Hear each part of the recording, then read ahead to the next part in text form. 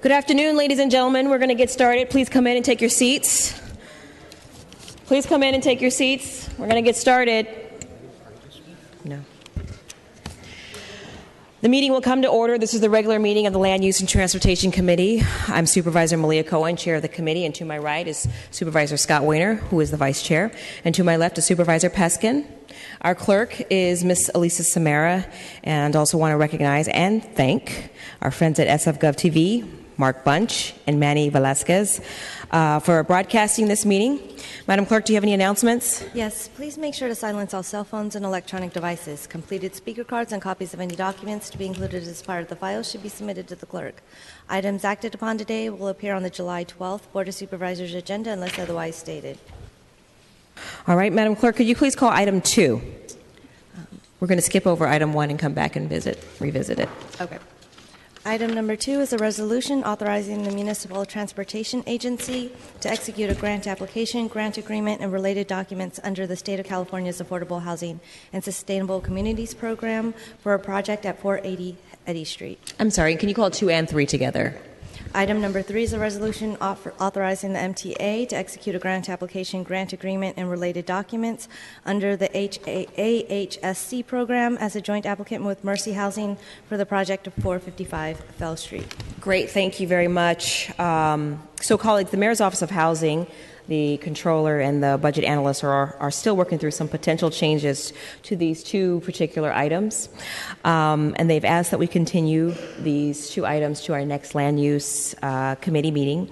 But before I do that, I want to open up this item to public comment to see if there's anyone that's come that'd like to comment on items 1 or 2. Please do so at this time. Come up to this front podium.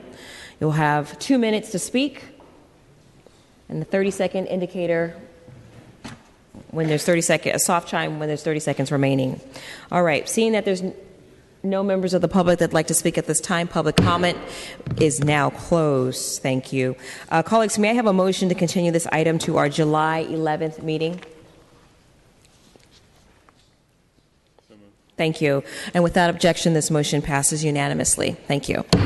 All right, could you call items 4 and 5 together, please? Item numbers 4 and 5 are ordinances accepting irrevocable offers of public infrastructure acquisition facilities associated with Mission Bay South Redevelopment Plan Block 13 and State Trust Parcel 14, known as Mission Bay Park P26, dedicating them for public use and open public right-of-way, naming the new park Mariposa Park, and adopting appropriate findings. We have Barbara Moy from DPW here today to present. Welcome. The floor is yours. Good afternoon, Supervisors. Barbara Moy, Department of Public Works. I have 2 items before you today. The first is the acceptance of public infrastructure related to Block 13 in Mission Bay, and I'll show you where that is quickly. It includes streets in the vicinity of Longbridge, portions of Channel Street, and El Dorado, 2 segments of El Dorado, both called El Dorado North and El Dorado South. The project consists of constructing public infrastructure improvements on the portions of the streets I just noted. Developer requested determination of completion, and then we deem the public improvements constructed in accordance with the approved plans and specifications. The Director of Public Works has issued a notice of determining that the project is completed and ready for its intended use. Along with that, before I conclude that, we have a similar action, which is the acceptance of Park P26, also known as Mariposa Park. And that park is noted here in green. Oops, can't see it. Pardon me. And that's called Mariposa Park, called P6. Those public improvements are also constructed in accordance with the Mission Bay Parks P6 plans and specifications, and the Director of Public Works issued a notice of determining the project is complete. In both cases, the Department of City Planning has determined that the construction and acceptance of both the park as well as the public improvements, as I noted, the streets surrounding the area, are consistent with the city's general plans, 8 priority policies of the Planning Code Section 101.1, and it's not to trigger any further CEQA environmental review.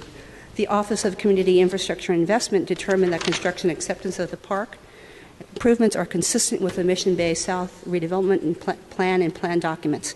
We request that the Land Use Committee approve and recommend acceptance by the board of both these public improvements. Have any questions? Happy to answer.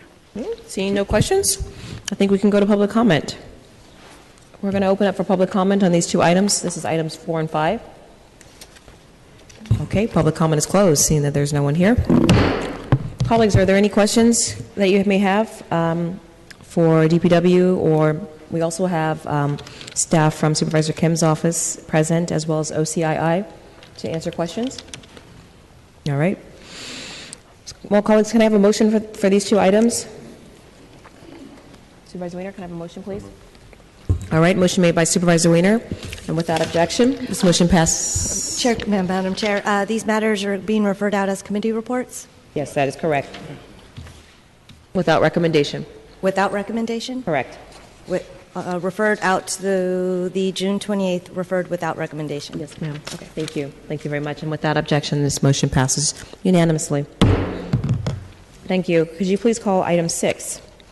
Item number 6 is the resolution endorsing the term sheet with TZK Broadway for the lease and development of a hotel and dinner theater featuring Teatro Zinzani and public park, open space, and ancillary uses on seawall lots 323 and 324. Excellent. Thank you. We've got Port staff with us this afternoon to present. Welcome.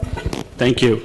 My name is Ricky Tijani, Development Project Manager with the Planning and Development Division of the Port. I'm excited to be here today to report on this item. Very quickly, I'm going to provide a background and then touch on the highlights of the term sheet, and then request your positive recommendation of the item to the full board.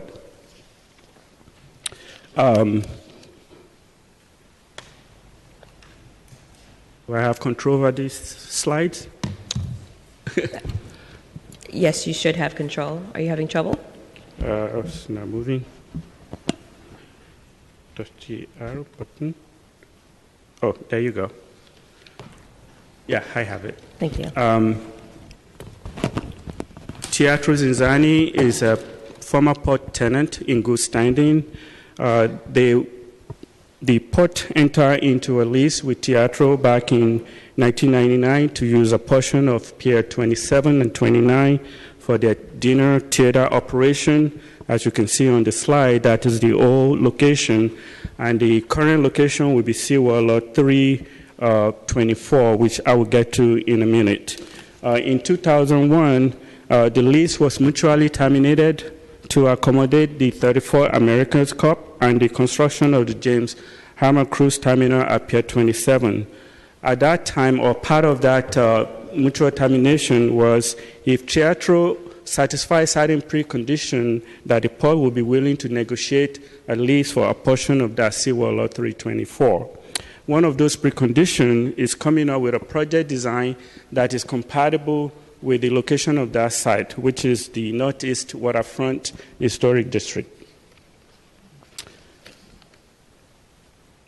The site of this subject matter here is across from Pier 9.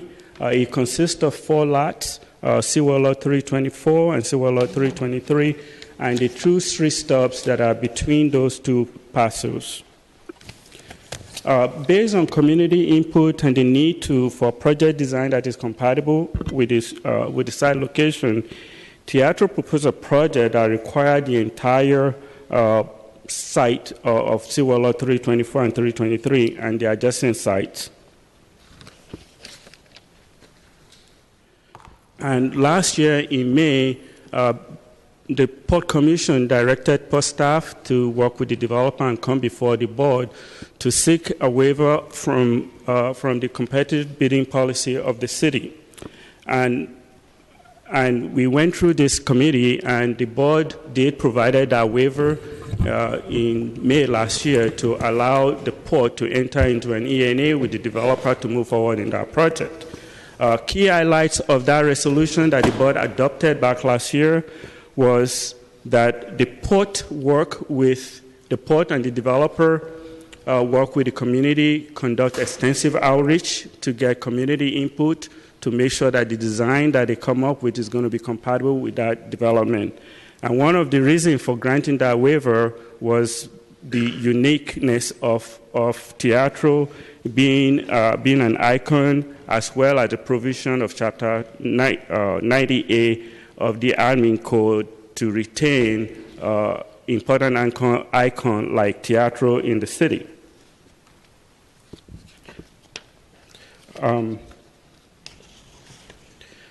Teatro's proposal, as indicated in the packet provided in this, include a boutique hotel that will include roughly approximately 180 to 200 room hotel, space for Teatro Cinzani, public open space. The total development cost for this project is currently estimated at $124 million, of which $64 million will be provided in equity, and the balance will be provided in equity. There is no pot funding for this development. Very quickly, the highlights of the term sheet. We're proposing a 50-year term, initial term, with an option for an additional 16-year term. The reason for that 50 years is to allow them to attract the required equity and to allow for amortization of the cost of the development. There is going to be an LDDA, which is a lease development and disposition agreement, which will cover the period of construction. And they will be paying the port $50,000 a year during that period, and they will have 36 months to complete all the requirements under the LDDA. The rent structure calls for a base rent, a percentage rent, and a participation rent. The base rent is the minimum base rent that they will need to pay the port or the city, regardless of how the hotel is performing. And I will go into a little bit more details on that later. The percentage rent will allow the city and the port to participate in the upside of the project. And participation rent addresses if they do refinance or sell the project for the city and the port to get a portion of those proceeds. During the entitlement process, before we turn the property over to them, there will be no cost to the port because they will be paying the transaction cost that the port incurs. Those transaction costs include staff time, consultant time, and the ENA, as part of the requirement of that ENA or carryover from the ENA that is in the term sheet, is performance benchmark. There are certain milestones that they need to meet for the project to be moving forward on a timely basis. One of those include that if they fail to complete construction on time and the port is not receiving the rent it will have been receiving if they complete construction on time, that they need to pay some liquidated damages to the port for not complete construction on time. The term sheet equally includes a provision that the lease will be coming back to you for approval. In addition, obviously, the Port Commission will have to approve the lease before it comes to you. As I indicated, just to show the number, as part of the direction that the Board of Supervisors gave us, that we need to get an appraiser, we need to hire a real estate consultant to make sure that the port is receiving fair market value for the lease.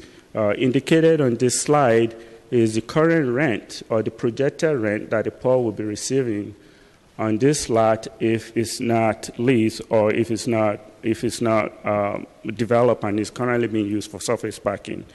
The bottom of the chart is indicating the rent that we're proposing during construction, which is during construction, the rent is going to be approximately $890,000, and during the first year of operation, which is shown here, the minimum base rent is $915,000, and the percentage rent is way higher.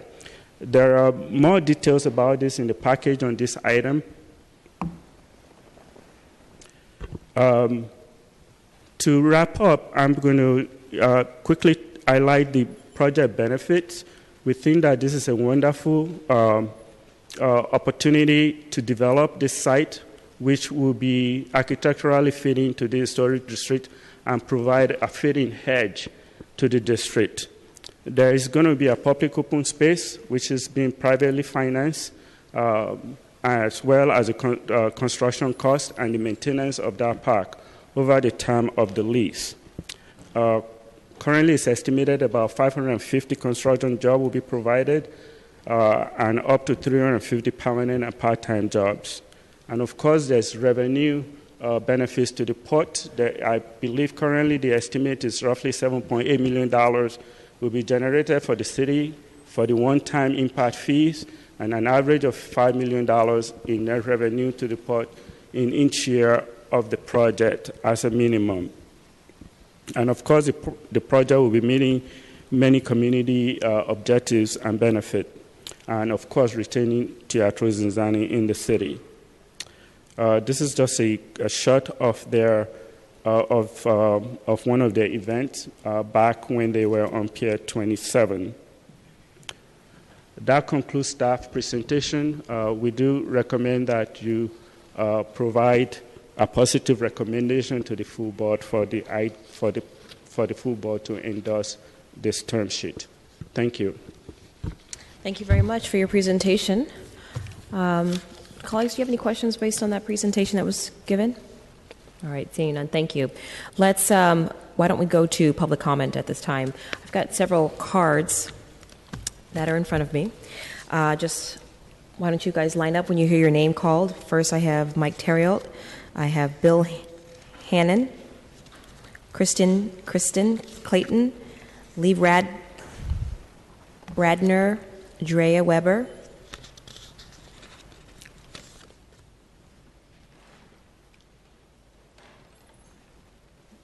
Deborah Bain, or Deborah Bauer.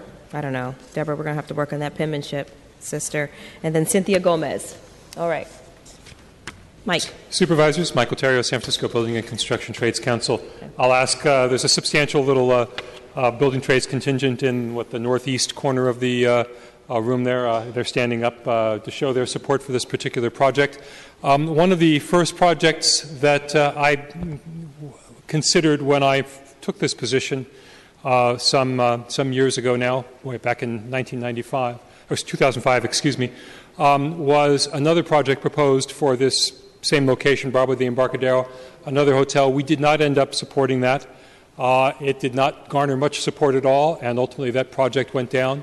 But there is a real need by the port to develop revenue streams for functions that absolutely have to be served, not just for the port, but for the entire city, such as the restoration of the seawall lot. And so it is good to see a viable project come back before this body for approval, and we support that project.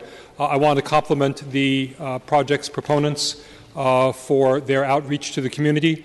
They reached out to us early and often, and they have certainly done so to organizations that have occasionally been adversarial toward new development and brought them on board. So good work to them, and we ask you to approve the project. Thank you. Thank you very much, Mike. Next speaker is Bill Hannon. Good afternoon, Supervisors. I am Bill Hannon. I'm president of the Golden Gateway Tenants Association, and I am acting president of the Barbary Coast Neighborhood Association. Our members live right smack dab next to this project. The Teatro ZinZanni folks have done a great job of community outreach. They've gone over their plans with us. They've showed us the designs. We're very happy that the project will stay within the existing height limit for this location. We hope very much that you will endorse the term sheet, and we wish great success to Teatro ZinZanni in developing a new magnet, a new attraction for the waterfront. I have letters from our Vice President of the Barbary Coast Neighborhood Association for each of you that I'd like to leave. Thank you. Thank you. Next speaker is Kristen Clayton. Yes. Hi, thank you so much for your time, and in the interest of time, I'm going to consolidate what I wrote. But my name is Kristen Clayton. I've been a resident of San Francisco and a professional opera singer for over 24 years. It's been my privilege to come home to Teatro ZinZanni to build my craft as a singing actor with some of the greatest comedians, singers, and circus artists in the world, including Joan Baez, Thelma Houston, and Lilian Montevecchi, to name a few. Today, I represent the many TZ performers from the Bay Area, as well as over 21 countries around the world who TZ has issued contracts to over the 12 years that we were TZSF. Here in San Francisco, there's a great capacity and appetite for experiencing new cultures in exactly this modern form of theater. And it's amazing to watch the people in the audience as they begin to realize they were not just observing a show, they were actually part of it. Being a part of the North Beach Italian community right on Broadway and Embarcadero is perfect for our hotel and theater project. The rich cultural and artistic nature of our city is very important. Tourists and locals expect San Francisco to have permanent theatrical venues that fit our unique, diverse population and style. I absolutely love San Francisco and all the wonderful performing opportunities I've had here, but it's Teatro ZinZanni that's allowed me to grow and thrive as an artist. So on behalf of artists, I'm urging the Land Use Committee to support the term sheet and to recommend that ZinZanni come back to the beautiful waterfront where it was before. We really have to have Teatro ZinZanni as a permanent place for people from all over the world to come together in peace, celebrate life, love, chaos, and dinner. Thank you. Fantastic. Thank you. Lee Radner, followed by Drea Weber. Thank you, supervisors. My name is Lee Radner, and if I may have the opportunity to digress just quickly, I wanted to thank Supervisor Peskin and the Board of Supervisors for their letter of June 8th, expressing their condolences for the loss of Rogine, my wife. It was sincerely appreciated by our family, and I want to thank you for that. As far as what I'm here representing FOG, we support the endorsement of the term sheet for Teatro ZinZanni on Seawall Lots 3, 23, and 24. They have been good neighbors for many years on the water side. They now have the opportunity to develop on the west side, and we look forward to their commitment to continue to be good neighbors, as we know they have been in many years in the past. So we ask for their endorsement. Thank you. Thank you very much. Drea? Thank you so much. My name is Drea Weber. I'm an actor, singer, aerialist, filmmaker, producer, director, aerial choreographer. I've choreographed for wonderful artists, Pink, Katy Perry, Taylor Swift, Michael Jackson, Madonna, Cher. I produced and starred in films that were presented by the Frameline Festival and won top honors. And I've performed all over the world, but my experience at Teatro ZinZanni has been by far the highlight. My first contract with ZinZanni was here in San Francisco, and it blew my mind. It's really difficult to describe the experience of being so intimate with the audience, and as an aerialist, being feet away from people where I can hear them breathing and talking while I'm spinning around. Teatro ZinZanni is an utterly unique American variety tradition, and I know of no other American venue that employs the diversity of artists that TZ does right now. Gay, straight, American, European, Chinese, young, old. I'm currently performing at TZ's Seattle tent, and our cast ranges in age from 13 to 83, with Tony Award-winning Spitfire Lilian Montevecchi leading the charge. But in this show, I perform a very physical trapeze act, and last week a young woman approached me after the show, and she was on the verge of tears. Oh, am I done? 30 seconds. Okay. She had grown up seeing her mother crippled by fear of aging, feeling like women couldn't be valued at a certain age. And she thanked me and Lilian for doing what we do, but I can't do what I do unless people like Teatro ZinZanni have an employment philosophy that celebrates women of age. And that's just one of the 1,000 stories that I've heard of the impact of the inspiration. So please help us come back. Thank you. Thank you. Next speaker is Deborah Bauer. Hi. My name is Beaver Bauer. I've been a designer and a theater artist in the Bay Area for 40 years, or probably longer, since 71. I've lived in the city and been an active member and a part of the counterculture for a long time, and I've watched this city change now, and it's not exactly the counterculture anymore. We're in a position to lead. Everybody's looking to San Francisco and see what is going on with the tech industry and everything that's happening here. It's on the top leading, and I would like to suggest and hope we continue to lead in our support of the arts and our belief in the arts and getting behind things that really bring love and talent and fun and community back to the city and keep it in the city. And I thank you for listening. Thank you. Thank you. The next card I have is Cynthia Gomez, followed by Karen Quest. And if there's anyone else that'd like to speak, please come on up. That's fine. Hi, my name is Karen Quest, and I've been a San Franciscan since 1998 when I moved here to join the Pickle Family Circus. I've been a guest artist, a purchasing agent, and a circus camp instructor with Teatro Zinzanni. I've also enjoyed many performances both in San Francisco and Seattle. I live and breathe the arts, both in front and behind the scenes. I've personally seen and felt the power of the transformation that Teatro Zinzanni has on audiences, as well as the unbounded joy and delight of children learning a new skill and being part of the magic of Teatro Zinzanni.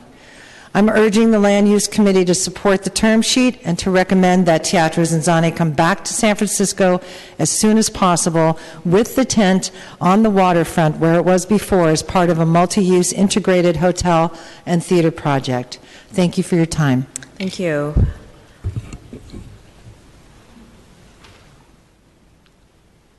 Good afternoon, committee members. My name is Cynthia Gomez. I'm a research analyst for Unite Here Local 2, the Hotel Workers Union, and I'm here to add our support. We've supported this project as it's gone through the port negotiations process, and we're happy to support it today.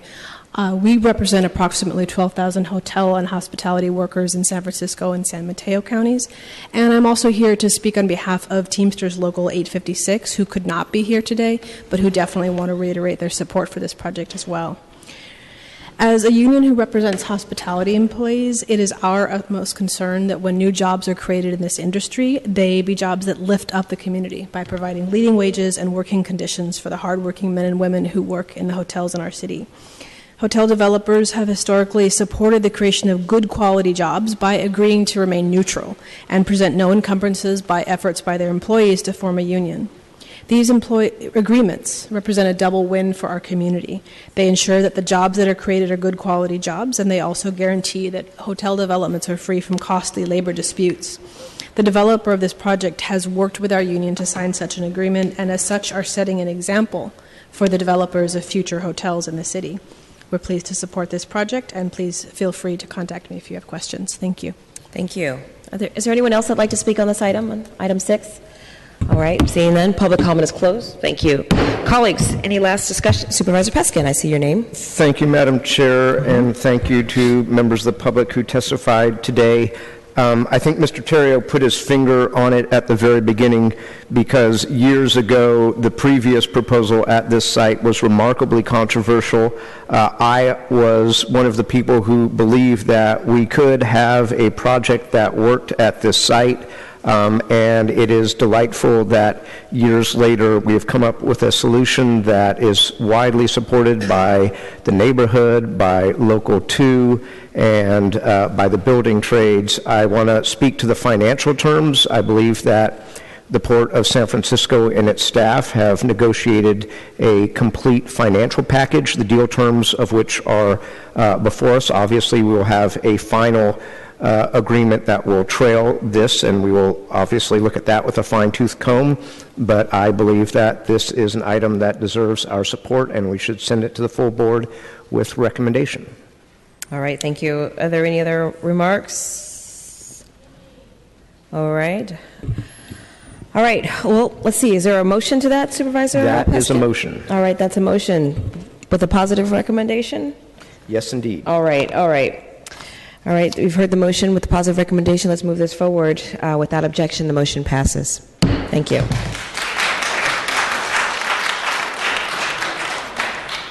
All right, can we go back to item number 1?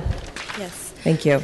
Item number 1 is an ordinance ordering the summary street vacation of a portion of Greenwich Street as part of the Pioneer Park improvements. Yes. Approving a transfer from Public Works to the Recreation and Park Department, adopting appropriate findings. Thank you very much. Cassandra Costello. I want to recognize Cassandra Castano. Thank you. Thank you. Thank you. Good afternoon, Supervisors. Chair Cohen, Cassandra Costello with the Recreation and Park Department. I wanted to give a little bit of background and context on this item. The legislation before you will vacate approximately 206 square feet of Pioneer Park, which is currently under DPW jurisdiction as a Greenwich paper street, but has never functioned as a street. Rec and Park considers this as cleanup legislation as this parcel is maintained by the Recreation and Park Department and treated as part of Pioneer Park. This vacation would transfer ownership of this parcel to the Rec Park Department. The purpose of the street vacation is to allow for the installation of a small refreshment kiosk to serve visitors to Coit Tower. The area to be vacated has been subject of many public hearings and discussions and was recently supported by the Recreation and Park Commission at a publicly aired meeting. Additionally, it's also been discussed numerous times at the recently formed Coit Tower Working Group.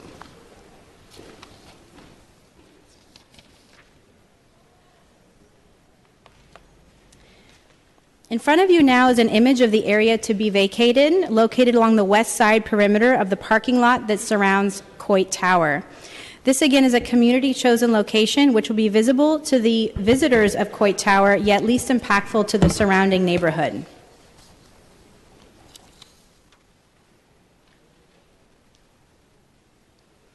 The proposed kiosk will be approximately 9 feet by 12 feet and will tastefully offer refreshments to the estimated 500,000 visitors annually to Coit Tower.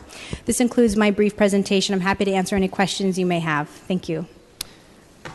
Thank you. And in the absence of our chair, first of all, I want to acknowledge the work that Rec and Park has done over many years. Not unlike the last item, this got off to a rocky start, but I want to commend Rec and Park for finally getting a concessionaire into Coit Tower that really has done a great job of treating that historic edifice and the WPA era murals appropriately in the wake of the passage of Proposition B, and I think that Mr. Grimm and his staff are doing a remarkable job.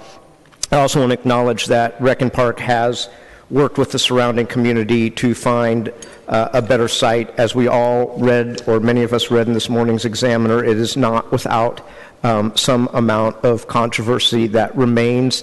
Having said that, I think fundamentally, in order to achieve the number of different goals here that we're trying to achieve, one of the precepts is that this kiosk is fundamentally temporary in nature and removable should this experiment not work, should it be abandoned in the future, should Rec and Park or the lessee terminate their lease in the future.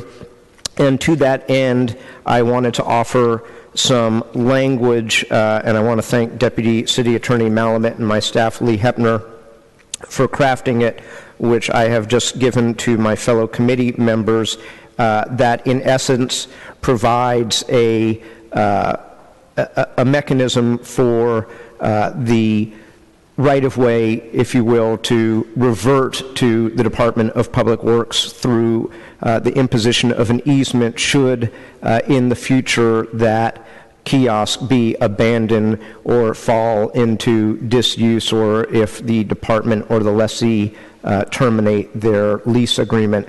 And so I would, subject to public comment, Madam Chair and Supervisor Wiener, like to add that amendment, and I have visited with Rec and Park staff, Ms. Costello, on that, and with that, I would love to hear from the public. Great. Before we hear from the public, Supervisor Wiener has a few comments. Thank you very much, and I'm glad to see this is working out. Just a quick question about the amendment, Supervisor Peskin. What would be the rationale for reverting this land back to DPW, just to be another, or to be an imaginary paper street again?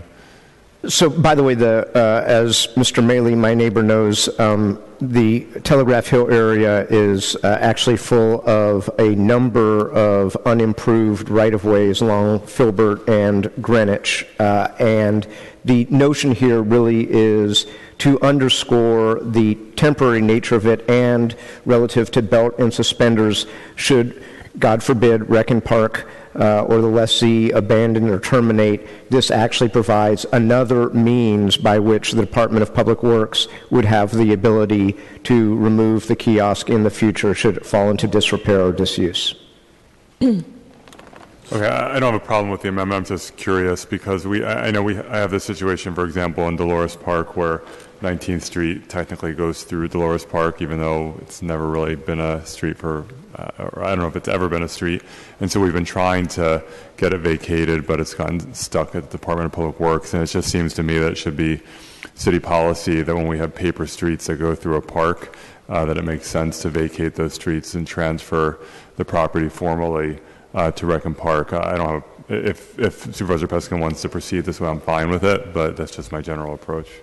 And just not to sound legalistic, but actually the fee title would transfer from DPW to Rec and Park, and under our charter would remain with Rec and Park, but DPW would reserve an easement. So it's a kind of nuanced, elegant solution, but the fee title would actually vest in Rec and Park.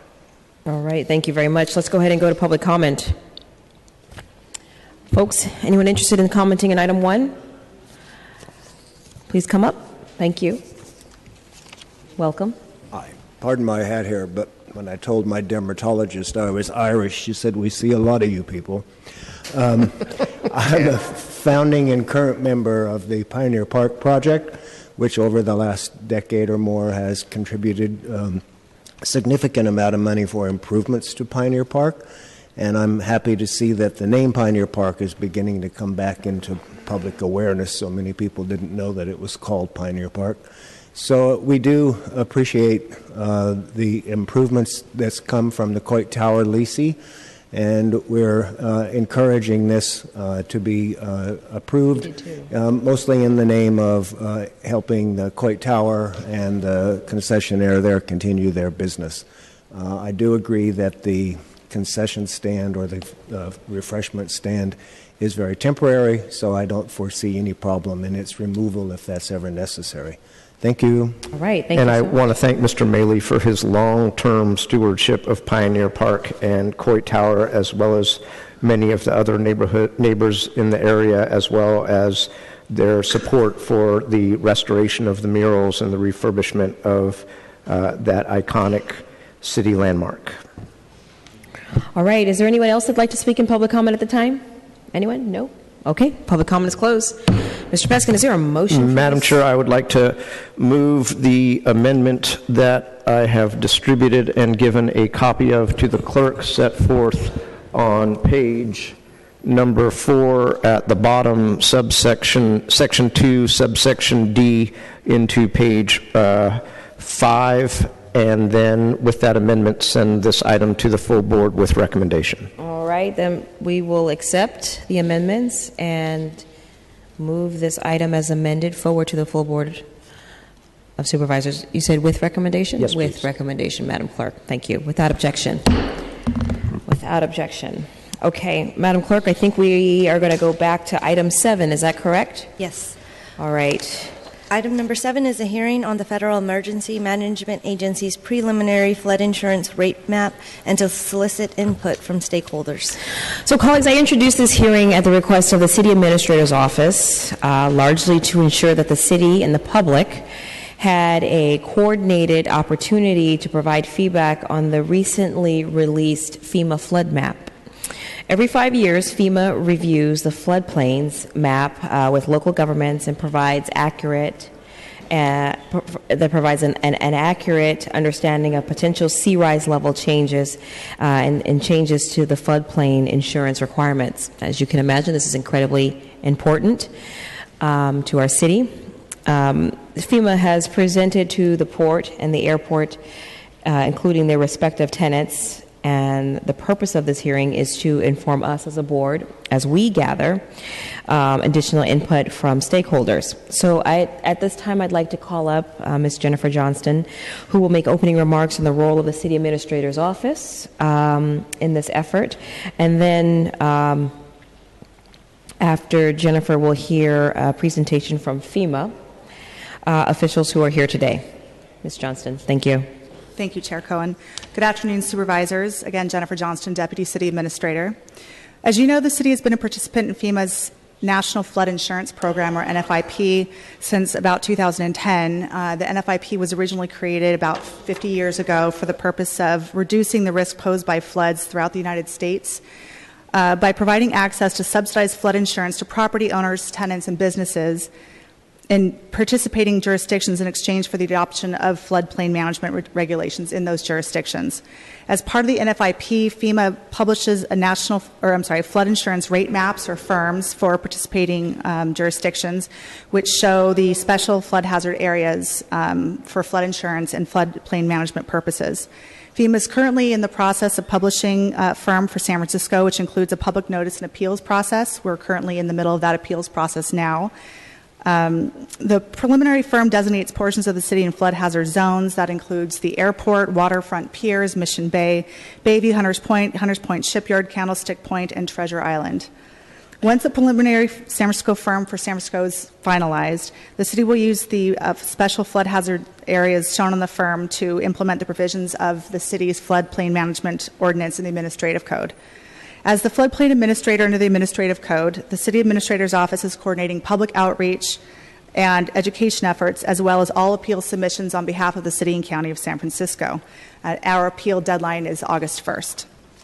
To that end, we've arranged for FEMA to provide you with a presentation today regarding their firm finalization process, their timelines, and the impacts of firm finalization on San Francisco. Presenting on behalf of FEMA Region 9 are Edward Curtis, Senior Engineer for FEMA, Edie Lohman, NFIP Insurance Specialist. We also have representatives here from the airport and the port should you have any questions about their processes. Thank you. Fantastic. Thank you.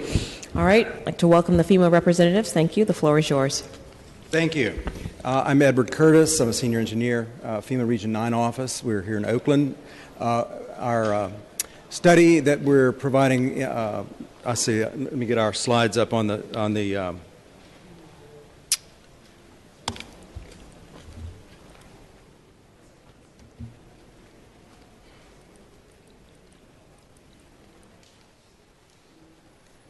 there we go. As I mentioned, we're providing new information and in the form of flood insurance rate maps in accordance with the National Flood Insurance Program. I'm going to move to the next slide. Let's see. There we go. I'm going to speak briefly about the mapping project itself and our timeline. It's part of an overall coastal mapping project that we have underway, both for the open Pacific coast of California, all 15 coastal counties, and all 9 counties around San Francisco Bay. We have a separate project that's providing new updated coastal flood hazard information for the Bay. Of course, for San Francisco, those two projects come together. We've issued a combined set of flood insurance rate map panels for the entire open coast of San Francisco City and County, including Treasure Island and the airport as well. Those panels were issued as preliminary panels November 12th of 2015. We've started a 90-day public appeal period. It ends on August 1st. This is standard procedure for all FEMA mapping projects that result in new regulatory flood insurance rate maps. During that 90-day appeal period, staff from the community and from the general public can submit comments and appeals to FEMA. An appeal is a technical challenge to the information that we've provided regarding the elevation of the flood that would be expected during a 1% annual chance flood, commonly known as a 100-year flood. Once that appeal period closes, we'll review and resolve any comments and appeals that we've received. If necessary, we'll make changes to the preliminary maps before they become final. We use the term final or effective for flood insurance rate maps. Based on the current schedule, we would anticipate that by about November of this year, we would complete that process of resolving the comments and appeals. We would issue a letter of final determination to the City and County of San Francisco indicating that 6 months From the date of that letter, the maps would become final and effective. If we stick to that schedule, that would result in effective maps by May of 2017. That schedule could slip depending on the time it takes us to resolve any appeals that we receive. I'll stop there, and my colleague Edie Lohman will provide some additional information, and then we'd be happy to answer questions. Thank you. Thank you. Good afternoon, supervisors. My name is Edie Lohman, and I represent the Floodplain Management Insurance Branch of FEMA Region 9 in Oakland. And what I would like to address in the next few minutes is how the new maps might impact the constituents in the city and county of San Francisco. I think it's important to note that these are preliminary maps at this stage, so the information that we'll present is for information purposes only, and it ranges the full gamut of possibilities. So keep that in mind. With that said, I'd like to address two topics, the first being how the new maps might impact development and new construction. The regulations for the National Flood Insurance Program with respect to building and development are embedded in the Code of Federal Regulations, 44 CFR 60.3, and also the California Building Code. So they are regulatory.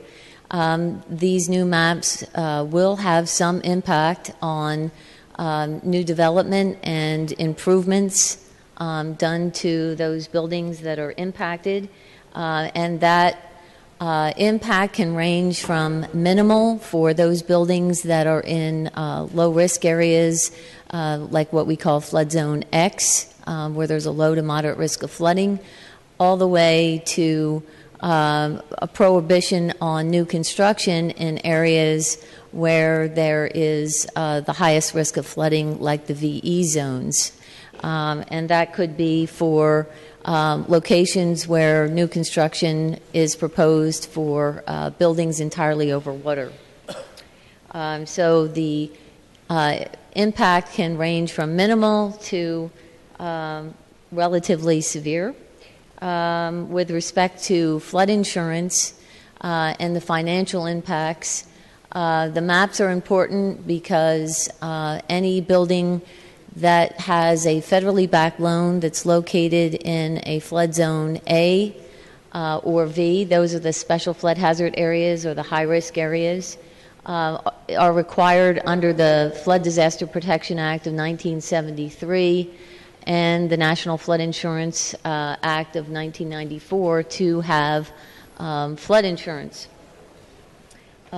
So any of those buildings that will be proposed to be in any type of A or V zone that has a federally backed loan could have a mandatory purchase requirement where flood insurance is available. It is optional in the low to moderate risk zones. It is available at a lower cost. The range or the cost of flood insurance really varies substantially depending on the level of risk.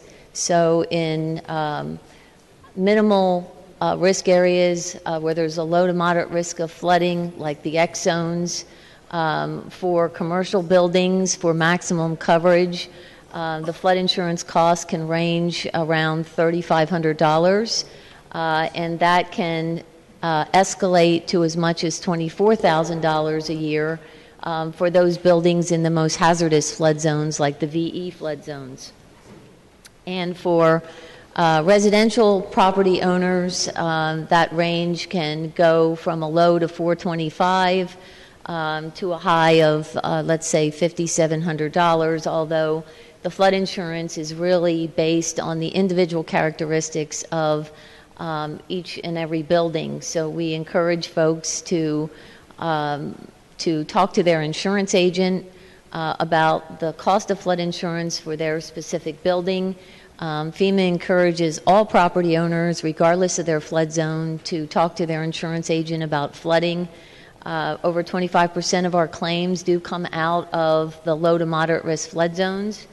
And certainly we have some X zones in the city of San Francisco where we would have situations where possibly the local stormwater and sewage system would be overtaken by the flooding event.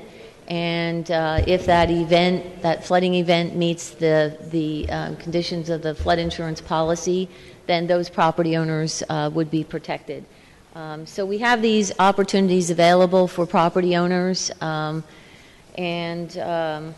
the regulations and the flood insurance are really intended for preservation of life and property and to limit economic impacts of flooding events that might occur within local communities. As of April 30th, 2016, we had 166 flood insurance policies within the city and county of San Francisco. That's all. All right, thank you. Supervisor Peskin, I see your name on the list. Nope, okay. Thank you for your presentation on this very important matter. I think it's appropriate for us to go to public comment at this time. See if there's anyone that'd like to comment on these items. This is item 7. All right, seeing no public comment is closed. Are there any? So, colleagues, thank you for hearing this item. I'd like to make a motion that we continue this to the call of the chair. Is that all right with you? All right, without objection. Without objection, thank you. Okay, could you call items 8 and 9? Item numbers 8 and 9 are resolutions urging the legislative delegation to either amend or oppose or work to amend the by right housing approvals approved trailer bill in recognition of San Francisco's housing crisis, existing obstacles, local planning tools, and contributions to regional and statewide housing development. Okay, so these items were sent to committee from our full board agenda. Supervisor Peskin and Supervisor Wiener will have a few remarks. I see Supervisor Peskin's name. I'd like to recognize him at this time. Thank you, Madam Chair. As we are all aware, in the budget process before the California State Legislature, the governor has trailing legislation that would profoundly impact San Francisco and other municipalities that currently have local planning laws that actually build much more on-site affordable housing than is provided for in the governor's by right legislation. We attempted to take a position urging our state legislative delegation to either amend the governor's trailer bill proposal or, if unsuccessful, oppose it. And the legislation that I originally introduced has evolved. We're no longer looking for performance-based exceptions for city and counties like San Francisco. Instead, very much like Mayor Lee wrote to the governor on June 13th, we are suggesting a number of very specific proposals in an attempt to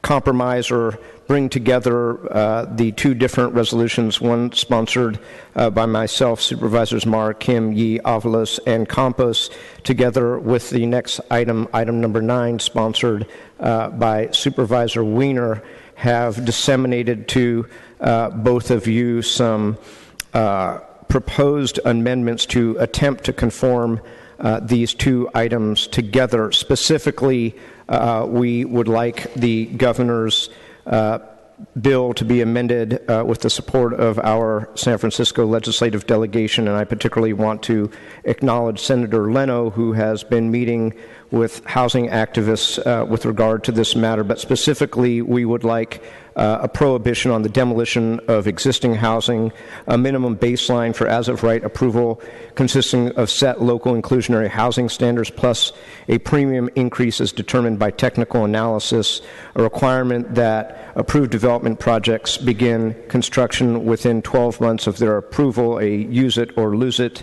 rather than just a speculative entitlement scheme, and that the approval of major developments continue to allow for public review and local discretionary approval as is currently provided by local laws. And with that, I will relinquish the floor. Thank you. Supervisor Wiener. Thank you, Madam Chair.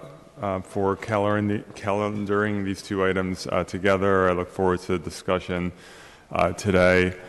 So I think when the governor first introduced his trailer bill to try to expedite the creation of housing in California,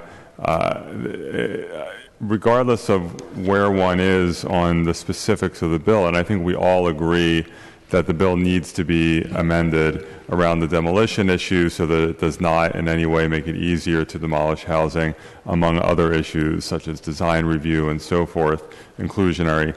But I think while some people immediately opposed the bill, I think my reaction, and I think the reaction of a lot of people, was, well, let's talk, instead of just opposing, let's talk about how we can make this bill better.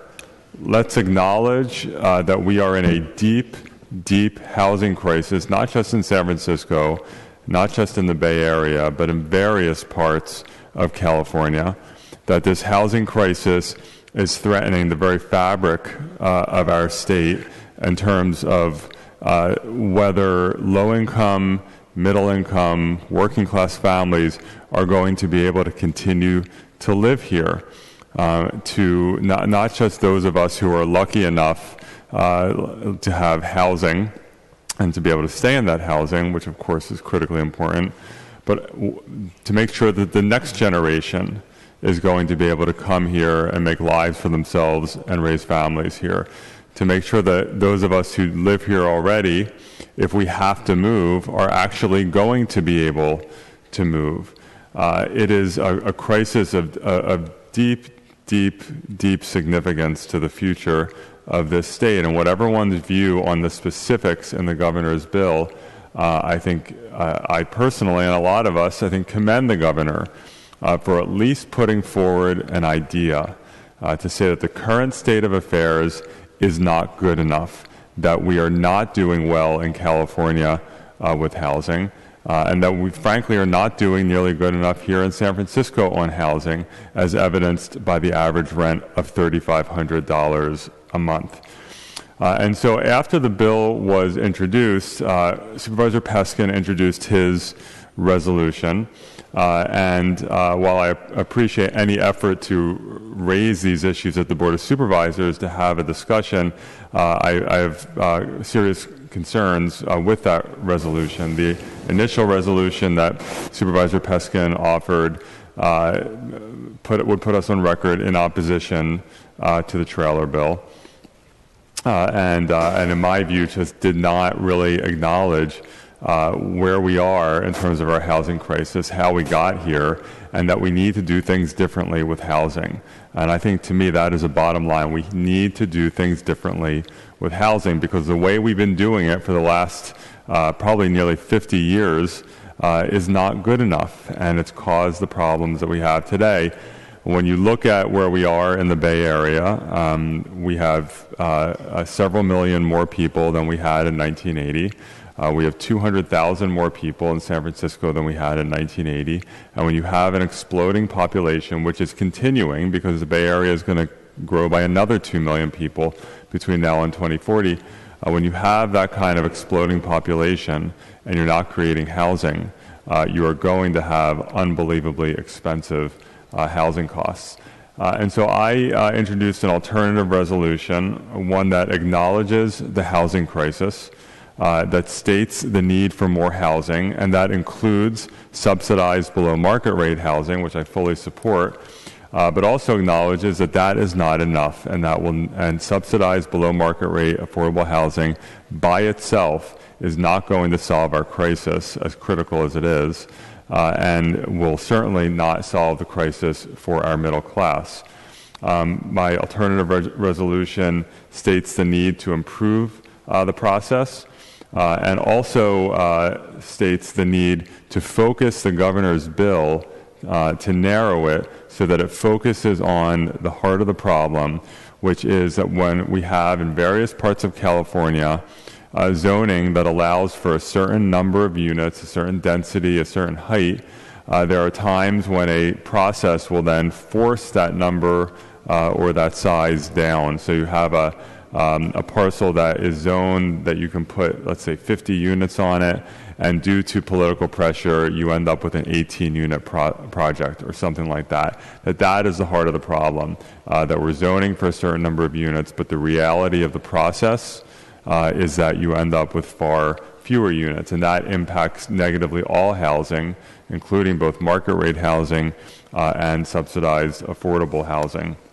The resolution, or the alternative that I authored and introduced, also states that we need to make sure that we have changes to the trailer bill so that we're not incentivizing or making easier the demolition of housing, that we're taking into account environmental and labor needs, that we are allowing for good design reviews so that we have well-designed buildings and that we don't have some of the really poorly designed buildings that we've at times seen.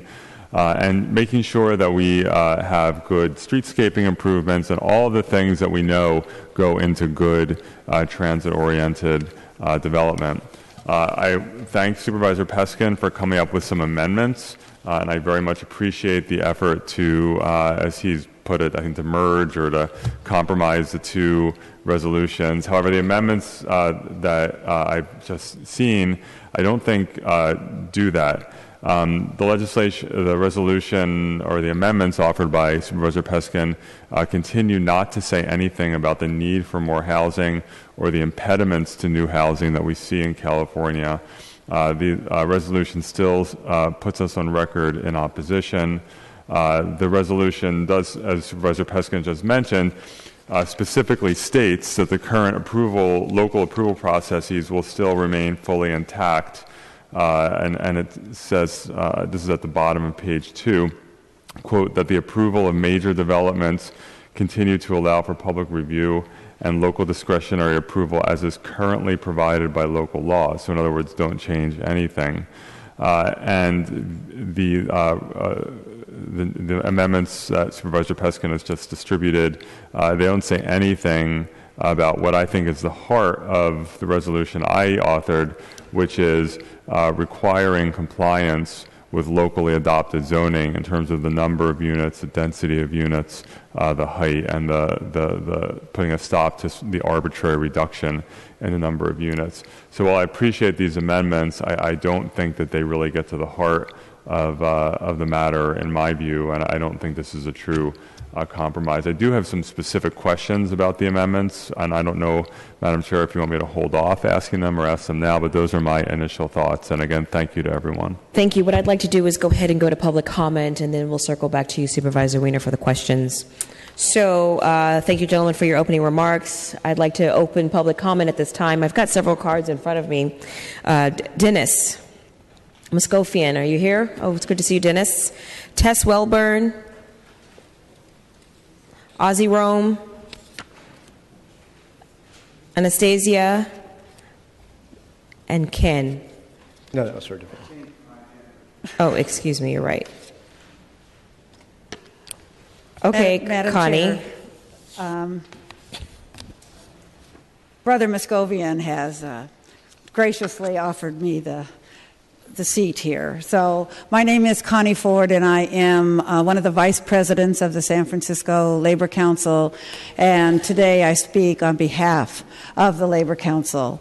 And we are, the first thing I want to say is that all of what Supervisor Wiener said in regards to the housing crisis is there. Throughout the state, it's a crisis. Throughout the Bay Area, it's a crisis. Throughout our city, it's a crisis. Nobody believes that more than working people in San Francisco who continually watch people being shoved out. However, the Labor Council, amongst many labor and community agreements, stand in favor of Supervisor Peskin's resolution, and we urge the Board of Supervisors to declare 4 points, strong points. That is that the governor's proposed by-right development proposal is a serious threat to our city's ability to protect the existing affordable housing, blue-collar jobs, small businesses, and the environment. Number 2, the public's right to review and participate in the development process, including the Planning Commission's discretionary review, is essential. Number 3, the by right proposal directly undermines that public process and strengthening only the right of developers and speculators to rush through development approval. And number 4, the by right policy weakens our city's ability to demand more and greater housing affordability and protect racial and economically diverse neighborhoods. So I would like to present this to somebody on the committee. It's signed by ACE, Action, Casa Justa, Chinatown Community Development Center, Council of Community Housing Organizations, Housing Right Committee of San Francisco, Jobs with Justice, Mission Economic Development Agency, the San Francisco Building and Construction Trade Council, the South of Market Community Action Network, Unite.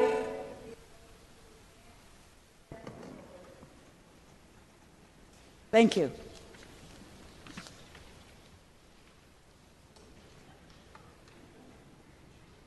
Next speaker. Forgot.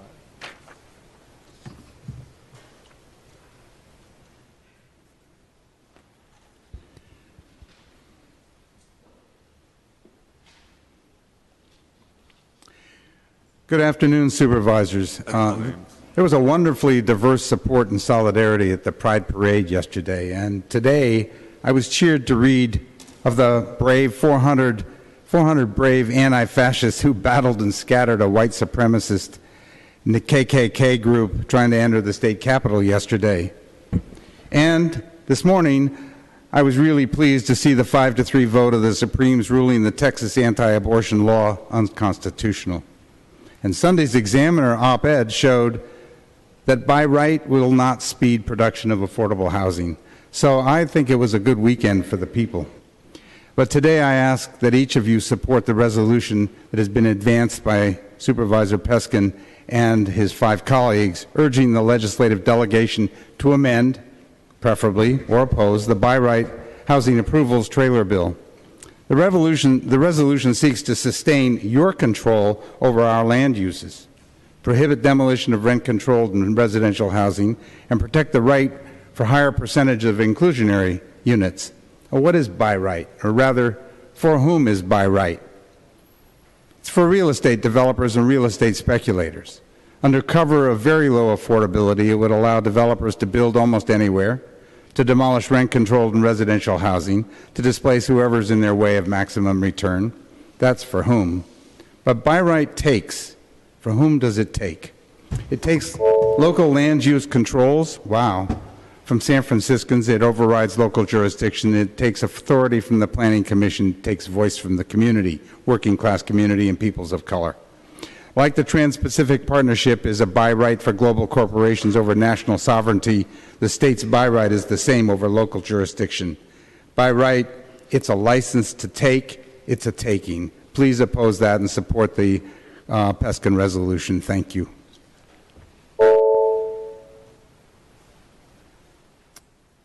Next speaker. Sorry. Good afternoon, Supervisors. Tess Wellborn, D5 Action.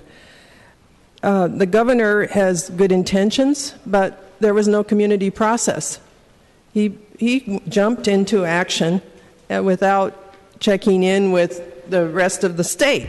And we've spent many years in deliberate, exhaustive planning efforts to guide future growth and also to get more affordable housing in San Francisco. Community plans like Chinatown, Van Ness, Eastern neighborhoods have all been dependent on community review and input. What needs to go on in the rest of the state is not necessarily the same as here. And we don't want to compromise support for existing housing, support for small businesses, retention of PDR jobs, and so many other things. We have to remember that the UC Berkeley report showed that we wouldn't be able to get rents down. Developers are interested in profit. They're not going to build for the lowest common denominator. What we need is to get our representatives in Sacramento and their allies to amend or oppose the governor's trailing legislation. Most parts of California could benefit from it the way it is, but not San Francisco. We've got a good process, and there's a lot of housing that hasn't been built, and it's not being built because of lack of entitlement. These are, 14 to 20,000 units of housing that's already been entitled. So it's not the community process that's holding up housing, it's something else. Thank you.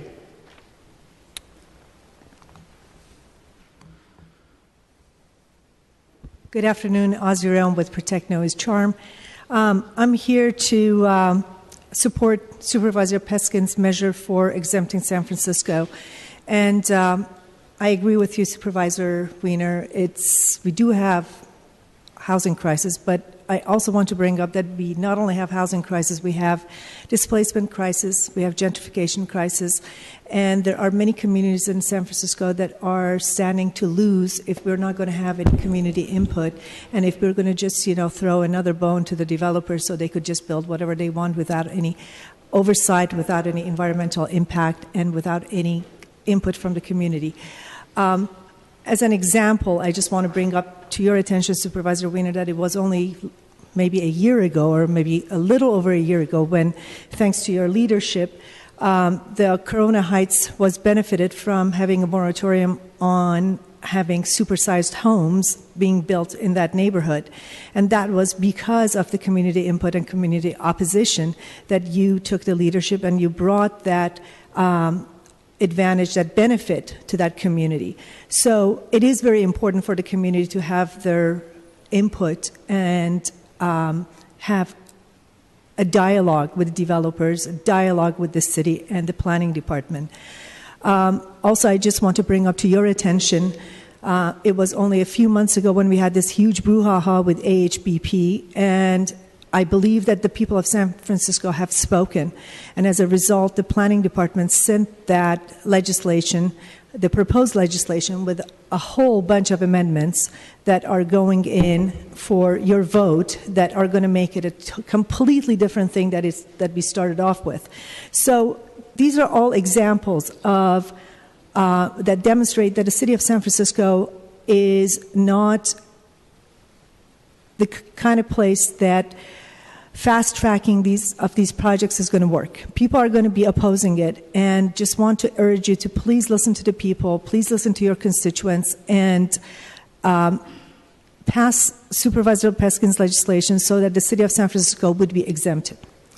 Thank you.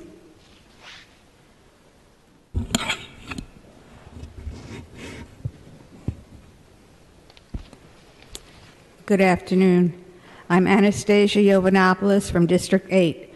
We're here once again to consider the fact that one obstinate supervisor of the 11 supervisors has denied all the supervisors their right to have an up or down vote regarding Supervisor Peskin's proposed resolution to declare our city exempt from Governor Brown's by right legislation that is under current consideration. This by right trailer bill that did not make it to become law as an attachment to the June 15, 2016 state budget is seriously flawed and not the right answer to what we need for San Francisco's housing policy. It denies residents the right to participate in shaping housing policy or have any community input on projects proposed by developers. The consequences of fast-tracking housing development without careful insight and lacking vision or any community process involving all stakeholders would alter the city of San Francisco, our historical heritage, and would be disastrous. Please vote on Supervisor Peskin's exemption to the state law that is being proposed. Thank you.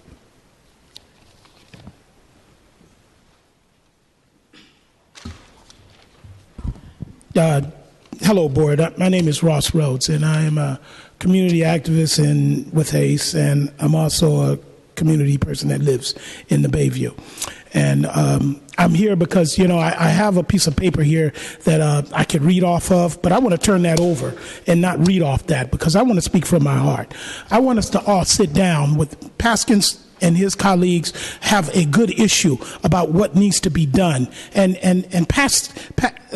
Wiener has its issues too about what needs to be done. What we need to do is we need to come together. We need to step out the box of where we're at now and start talking about what we can do jointly to make these things happen for our communities.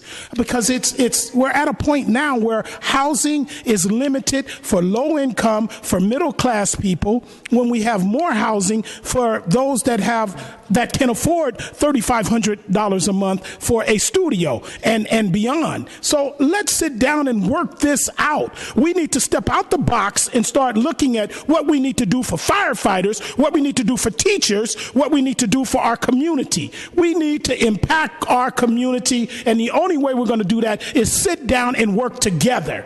We have to come up with legislation to resolve these problems that we have outsiders from the governor's office come in and says what we need to have done here in San Francisco. We are our own leaders in what we need to have done. Wiener knows what we need to have done. Paskins knows what we need to have done. The other board of supervisors know what we need to have done. So what we need to do is sit down and work together, strategize, organize, and then implement it. Make things happen, because the only way we're going to get things done is working together. We all know that low income and middle class people and workers in San Francisco are having a hard time to live here. And the only way we're going to resolve that is work together. I mean, we can't have these separate bills coming where I'm thinking you're doing this and we're doing that. And make this work. We can do it. We've done it in the past and we can do it now. So I'm all for Thank you, Ross.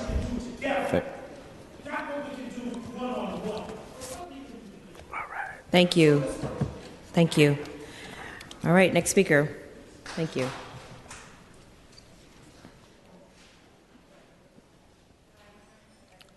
Hold on. Turn on the mic.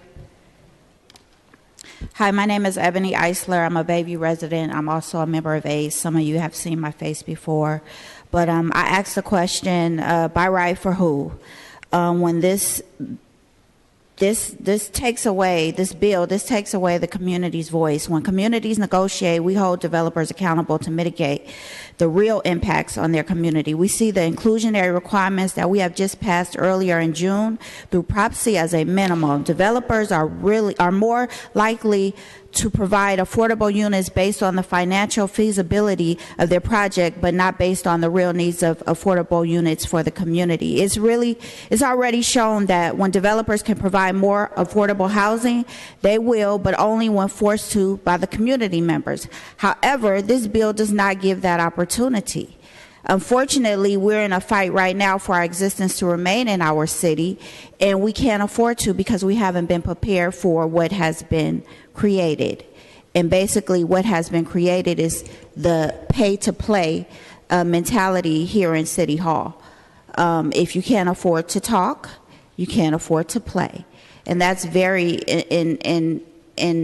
it makes me very sad as a person who lives here in San Francisco.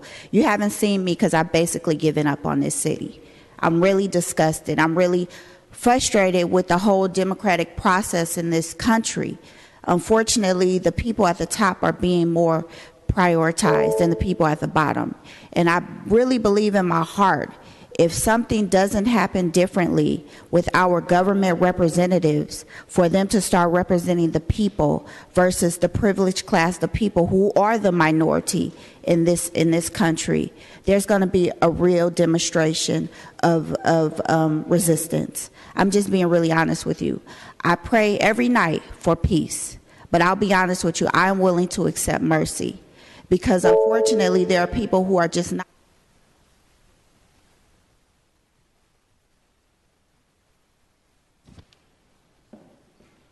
Good afternoon, Supervisors. Tim Cullen on behalf of the San Francisco Housing Action Coalition. First, want to express, I guess, my amazement at the amount of time our friends at Chooch are spending in Sacramento telling anyone who will listen that, hey, we don't need any of this by right stuff, any of this state legislation, because we're doing such a darn good job in San Francisco, which is directly contradicts 10 years of every position they've taken as far as I can recall, and their stated rationale for Prop C, the trust fund, Prop K, the affordable housing goals, the mission moratorium, Prop A, the bond, and the most recent Prop C. It's certainly not what's being discussed in the Mission District, whereas we have a problem here with affordable housing. The idea of exempting ourselves, and I know you've made some changes, it's not responsive to what we're facing here. And I think it's important to recall what Governor Brown has said. He said, number one, localities, the cities in California, you're not doing it. You don't get it.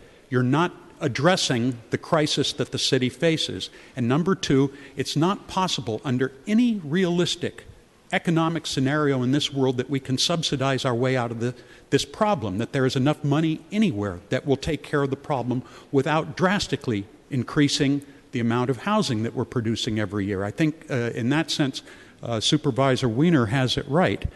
I would hope that we could somehow reach consensus on it, but the idea that we're somehow going to keep all of the local controls that we have now and expect to achieve a different result, isn't that just a request for the status quo? Let's defend the status quo. Everything we've been doing for decades, we'll keep all the local control. The governor is proposing something quite dramatically different, and I think he's got the right of it, is that we had better start producing much more housing if we expect to have any impact on affordability. And it's absolutely the future of the state. The Legislative Analyst's Office could not be more clear. That's a bipartisan group, and the reports they're putting out should be required reading at every level of government in the state.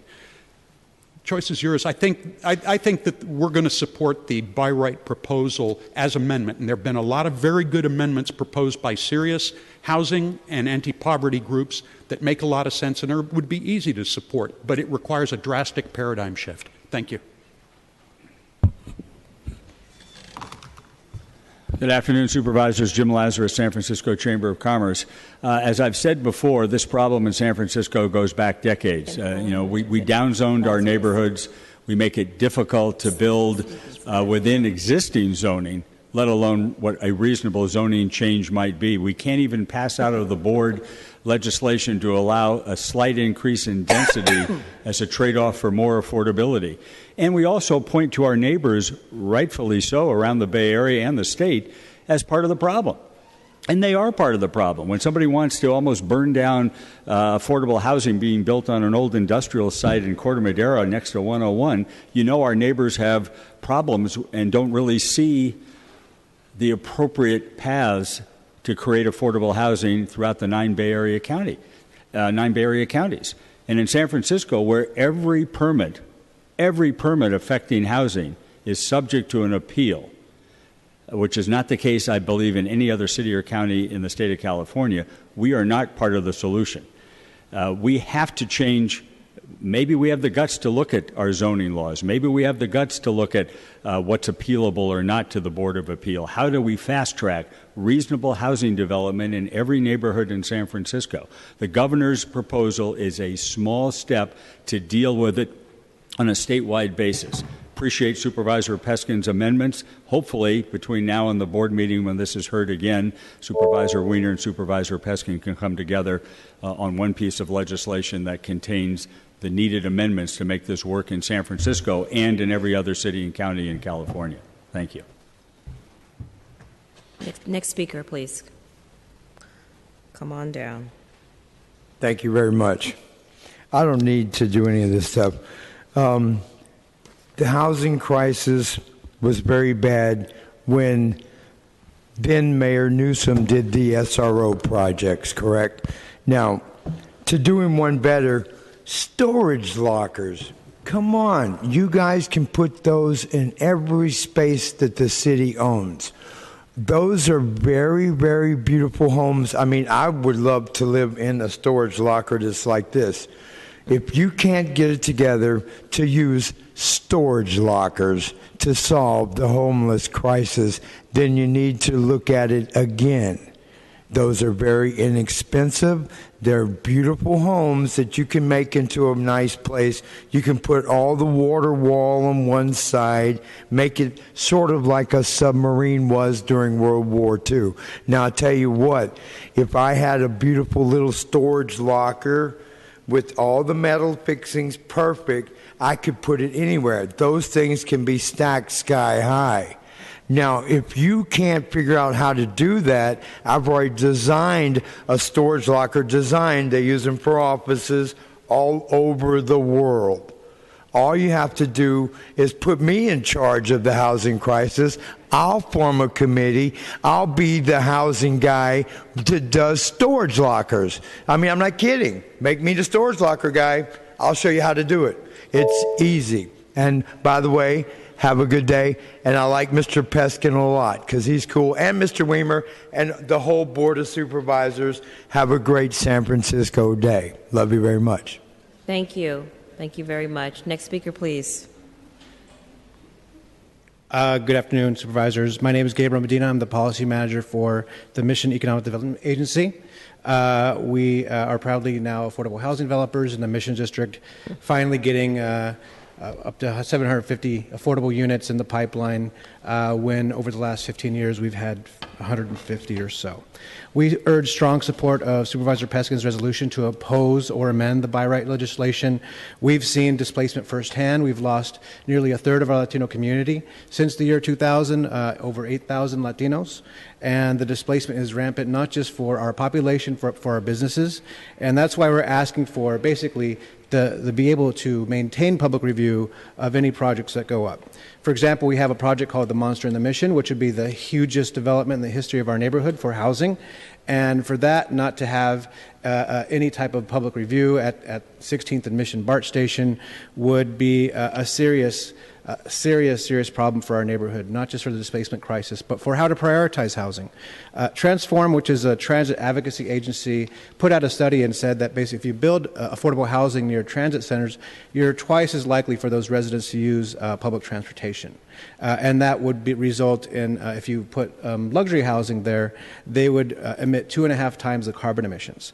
Not only that, but we need to make sure that we have good ridership for where we're building this housing. And this proposal proposes to do less affordable housing, 10% near transit centers, as opposed to 20% outside of those transit centers. We also want to make sure that we've developed over 1,500 luxury units since 2000 in the Mission, more than 46 of the 101 Bay Area cities in the 2007 to 2014 housing element, and we could use more review of that. During that time, we've seen the displacement of our population, and without public review, we will further continue to have severe income inequality and severe displacement of our community. That's why we urge you to support Supervisor Peskin's legislation. Thank you. Thank you. Next speaker. Supervisors, Michael Terrio, San Francisco Building and Construction Trades Council. It would be lovely if developers could be counted on to do everything economically feasible for the communities in which they build and for the workers that build their projects. Unfortunately, that isn't how our system works. And so long as our system doesn't work in a very different way, the entitlement process, as excruciating as it can be, and I am no fan of staying at planning commission meetings until 2 in the morning, retains a useful function. The California State Building and Construction Trades Council has come out in opposition to the governor's as-of-right legislation and has asked us to join in that, and we have done so. The statement that you had distributed to you by Sister Ford earlier on is one that Cesar Diaz approved yesterday evening and that I therefore signed on to. We would hope that the governor's legislation could be amended to a point where it could be useful and acceptable. We are not going to count on that, and so long as we cannot count on that, we remain in opposition. Thank you. Thank you. Next speaker.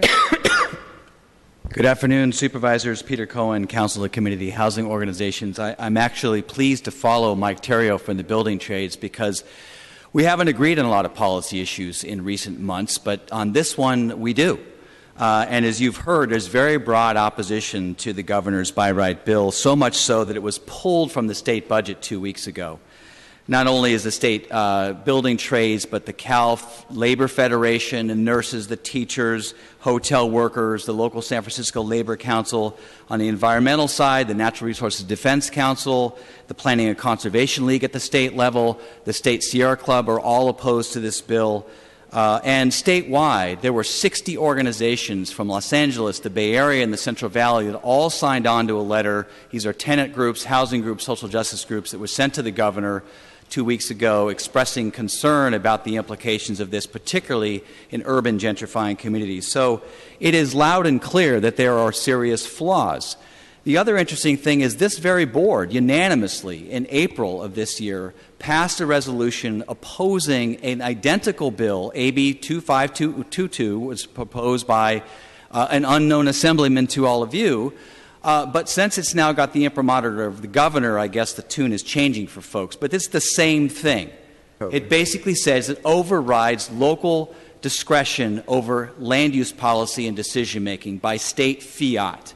And we all ought to be concerned about that. Now, there's a lot of amendments substantively. There's some good things in the mayor's bill, Supervisor Wiener, the Nonprofit Housing Association, L.A. County, L.A. City, lots of cool ideas up there. But where you start from is not from we support this and therefore can we have a little nibbling around the edges, but we oppose this until it's amended because it is radical and it does have very negative implications. And the amendments that are in Supervisor Peskin and his co-sponsors' resolution are a fine way to start. We ask you to support it. Thank you.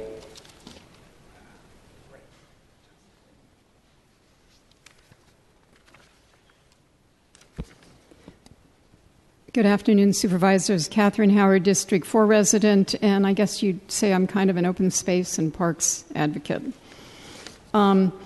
I support Supervisor Peskin's resolution. We need housing, but we also need community. Public process and public input both make projects better. If we eliminate EIRs and other discretionary reviews, that'll take away from the community's own right to discuss how a development will impact a community. And what could some of these impacts be? How about wind impacts? We all know of buildings that have gone up without consideration of this and have turned the surrounding area into a wind tunnel where no one wants to spend time in the area. Shadows also impact a community. What about the quality of open space for the residents of new buildings? I have seen plans outlined that make a mockery of open space rules, with the interior courtyard having the feeling of a prison courtyard. It's not space anyone is going to want to spend time in. A public process gives a better project for not only the general public and the community at large, but also for the new residents of that project. Please support Supervisor Peskin's resolution. Thank you. Calvin Welch, San Franciscans for Community Planning, speaking in support of Supervisor Peskin's resolution and his amendments. It's important for us to keep some basic and fundamental facts before us.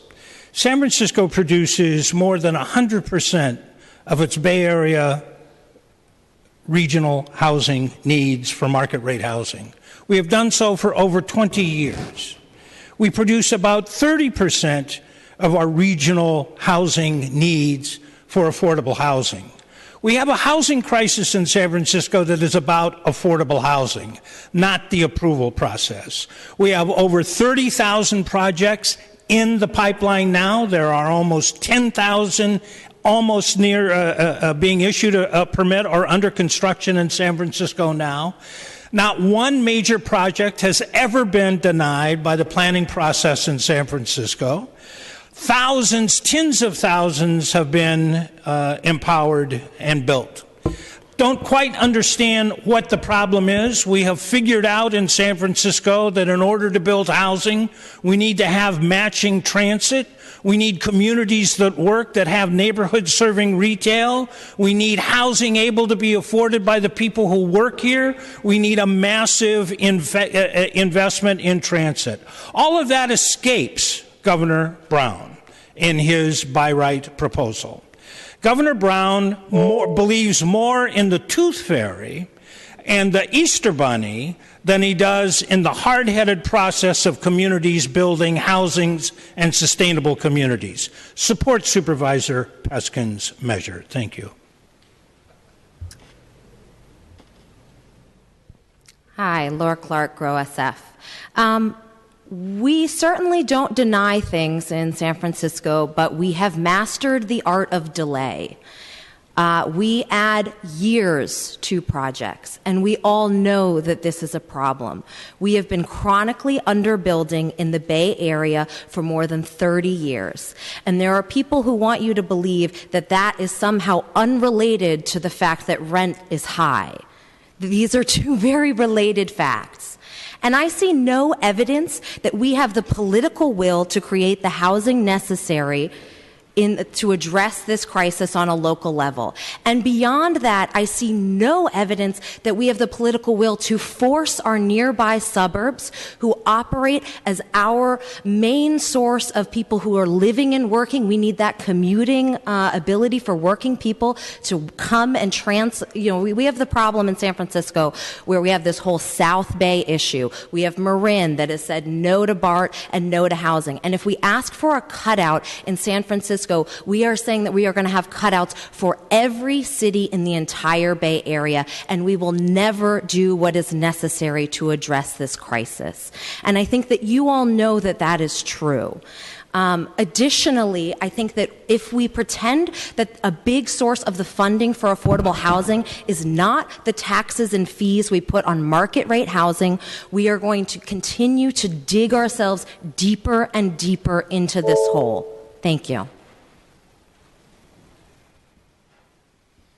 Deepa Varma from the San Francisco Tenants Union. The supervisors unanimously supported a resolution to oppose AB 2522, and I urge you to follow that pattern now and support the resolution that Peskin wrote to oppose Trailer Bill 707 as well. Tenant groups are even more concerned about Trailer Bill 707. It removes all of our local power to negotiate for community needs and gives that power to developers. I understand that some supervisors are concerned about obstacles in the way of housing development at a time of a severe affordability crisis.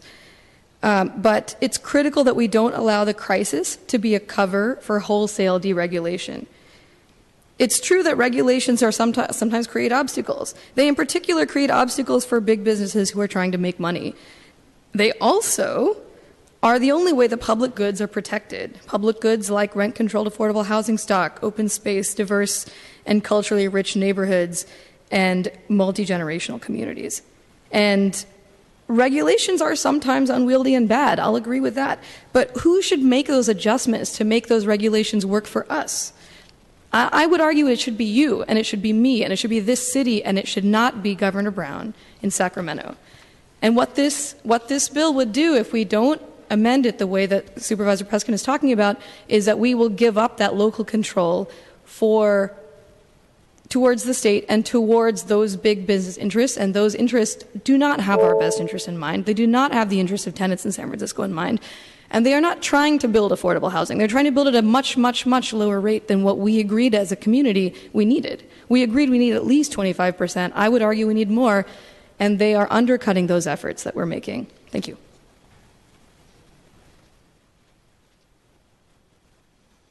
I will not repeat what Deepa has just said or Calvin. I'm Teresa Flandrick, and I love my community that is about having the checks in what kind of building is done, how it is done, and is the developer following through on what he has promised. We as a community have that role with planning in ensuring that the development that is done here is done to meet our needs. And given that reality and knowing our history here, knowing that there are those speculators who will try to find any and every loophole to build what they want, which is about profit only. It's not about those bricks, but the frame, and it's we who make them homes. It's the small corner store that is the news giver, tells you who's been born, who has died. They have keys for those who are forgetful that they can pick up at the corner store. They can have their groceries delivered late at night if you're a senior. These are the things that make up a community, and that's us. That is not the governor telling us how and what we should build and what we can't check and balance out. And the market is about who is willing to pay what. So having overheard a story or actually a conversation on the phone in the local bakery. It was one landowner who has 5 buildings where he's been trying to evict people saying, well, listen, she's only paying $1,900 right now. I told her, hey, $1,900 and I could get another $1,000 at least. So I was able to get her out of there, and hell, if these techies have the money and they're willing to pay, I'm willing to collect $3,200 a month. And this was 2 years ago. So let's be realistic about what this market is. It is not inevitable that this crisis exists. Thank you. Good afternoon, Supervisors. My name is Lori Lederman. I urge you to support Supervisor Peskin's resolution. The notion that a one-size-fits-all law should preempt public participation in the planning process in 58 vastly diverse counties with a combined population of 39 million people and the 8th largest economy in the world is a radical evisceration of the people's rights and a direct transfer of those rights to a few powerful interest groups, developers, real estate speculators, and the tech industry giants.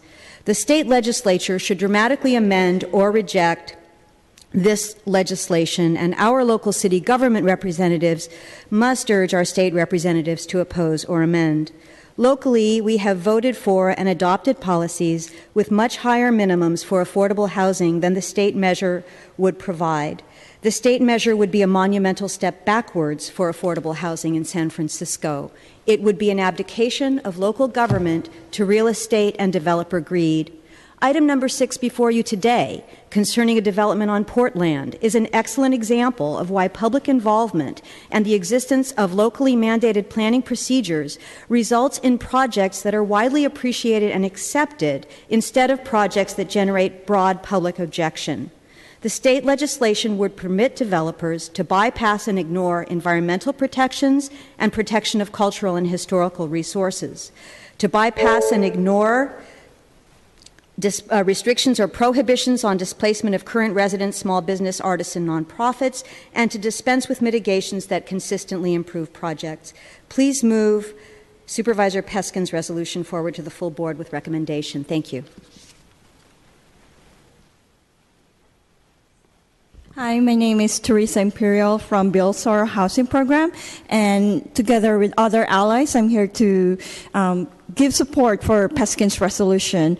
There is a notion that streamlining projects will make them less expensive to build, and it will lead to lower cost build housing. That notion is absurd. The high price of rents is driven by the amount of people are willing to pay. Same with purchase prices. If there's enough high-end market, developers will charge prices those high-wage earners are willing to pay, like tech workers.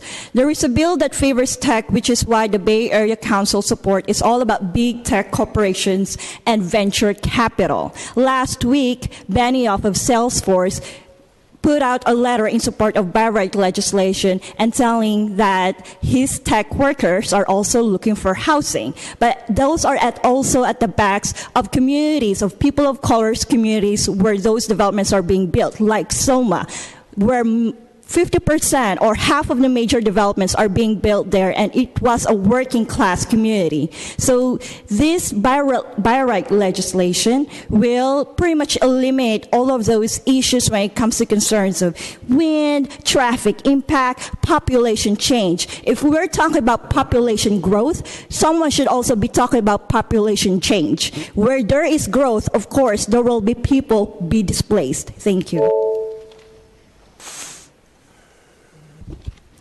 Good afternoon, Supervisors. My name is Fernando Martí with the Council of Community Housing Organizations.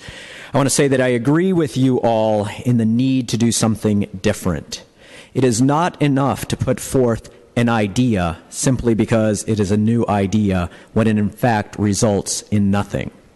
What does this idea of the By Right bill do? 1, it cuts public process. 2, according to the LA Times, it cuts developers' costs by 12%, meaning that without any additional affordability, it increases developers' profits by 12%. 3, it provides no guarantee that this housing will ever get built. And 4, it is a solution that is based on deregulation not on the real need of building affordable housing. So what is it that we want in signing on to this community labor alliance opposing this bill? What is it that we want when siding with the resolution presented by Supervisor Peskin? We want, if you believe that what you want is increasing market rate housing production, you would be asking for an amendment saying that you have to use this CU or lose it. You have to actually build the units if you want to take advantage of this. 2, if you believe that this will actually put forth affordable housing, you would ask for an amendment that puts in a value capture mechanism so that that additional profit given to developers by a buy right bill actually results in added affordable housing.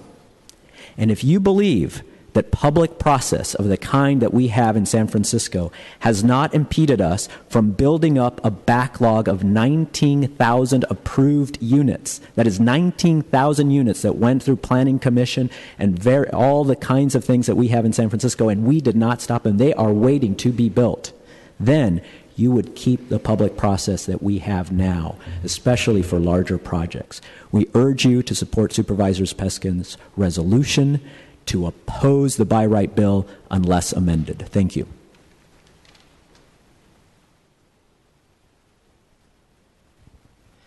Good afternoon, Board of Supervisors. I'm here to urge you to forward the Peskin resolution to the full board. And my reason is very simply, frankly, the governor's bill raises 3 questions. The first one is by right for whom? The second is what by right? And the third is at what cost? The first question is very simple. A new analysis by the UC Displacement Project, using the same methodology as the Legislative Analyst Office, has shown quite conclusively that affordable housing is more effective than market rate housing in slowing displacement. And in fact, in some situations, such as that and those in most of San Francisco's eastern neighborhoods, it's far more effective. And yet, in spite of the fact that the city is building 30% of its affordable housing needs, we are facing a situation in which we will be required to approve a large number of projects that are primarily market rate housing. The second thing is what by right? The previous speaker mentioned that there are some 19,000 units of entitled housing already in the pipeline, market rate housing, that have not been built. Now, this backlog has built up since 1994. Why? Because the entitlements themselves are valuable. They can be traded. They can be speculated with. The trade and sale of entitlements builds no housing whatsoever of any kind, but it does increase developer wealth. And yet, the third reason is at what cost? A functioning city, as many speakers have already pointed out, requires parks, it requires traffic that does not gridlock, it requires transit, it requires neighborhood serving businesses. Removing restrictions on removing the ability of cities to determine negative impacts on such items will have a horrible cost for the city. Thank you, and please support Peskin's. Good afternoon, Supervisors. My name is Tony Robles with Senior and Disability Action. I urge you to support Supervisor Peskin's resolution. I just want to say that public process and public input are mechanisms that make projects better. Eliminating the EIRs and other discretionary reviews drastically takes away a democratic process in discussing how development will impact our communities, which there are many. The wind and shadow impacts, traffic impacts, population changes are very important issues on how families, seniors, working class communities move, that is to schools, work, local businesses, pedestrian safety. How are these concerns going to be addressed without public process? And again, that is important. Those are built-in mechanisms in order to make projects better. Thank you. Hi, my name is Sonia Traus for SF Bay Area Renters Federation. We're very enthusiastic about the governor's bill and about Wiener's resolution. Wiener's resolution protects against it protects our demolition controls, which to me was the most worrying thing about the bill. Anyway, a lot of speakers seem to be confused. The governor's by right doesn't interfere with our local BMR rule at all. Today it's 25%. After the by right thing passes in Sacramento, it will still be 25%. So if anybody told you that the governor's by right bill was going to interfere with local BMR, that's just not true. It's also not radical. If anybody told you it was radical, that person is not in touch with reality. By right is the way that the rest of the United States does land use. It would be different for California, but it would put us in line with the rest of the United States. It also doesn't interfere with local control. Cities still have the ability to zone their own city.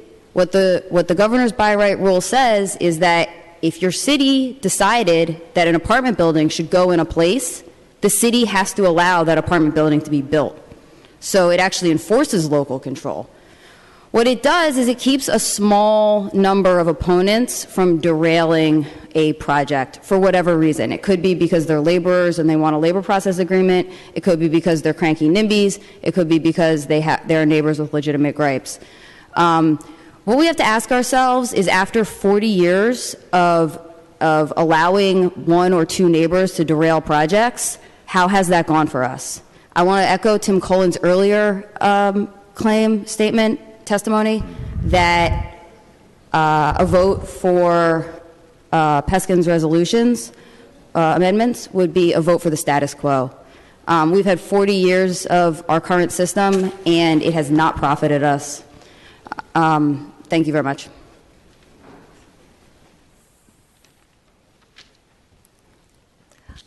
Eileen Boken, District 4 resident. I want to comment on the previous speaker. I am not confused. I am opposing the Trailer Bill 707 as currently drafted. Trailer Bill 707's intent appears to be to eliminate local control over the development of any housing. It eliminates not only public comment and review, but also any real review by the Planning Department, Planning Commission, Board of Appeals, Board of Supervisors. The Trailer Bill 707 also creates issues for development in the coastal zone. I am urging the committee and the board to act in solidarity with other coastal counties by including language in the resolution to reflect these coastal zone concerns. Finally, this bill is the governor's nostalgia for his time as mayor of Oakland, when he overrode zoning, CEQA, and even fired his planning director to create housing. I am supporting the Peskin legislation. Next speaker, please. Hi, my name is Lavette Arnold, and I'm a resident from Hunters Point. I hear everybody talking, and hey, power, I'm with you all. But listen to this. I am 56 years old.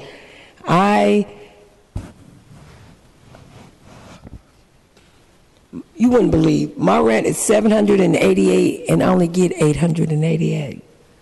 That's all I can say. Okay. Are there any other members of the public that'd like to speak on this item? Please come on up.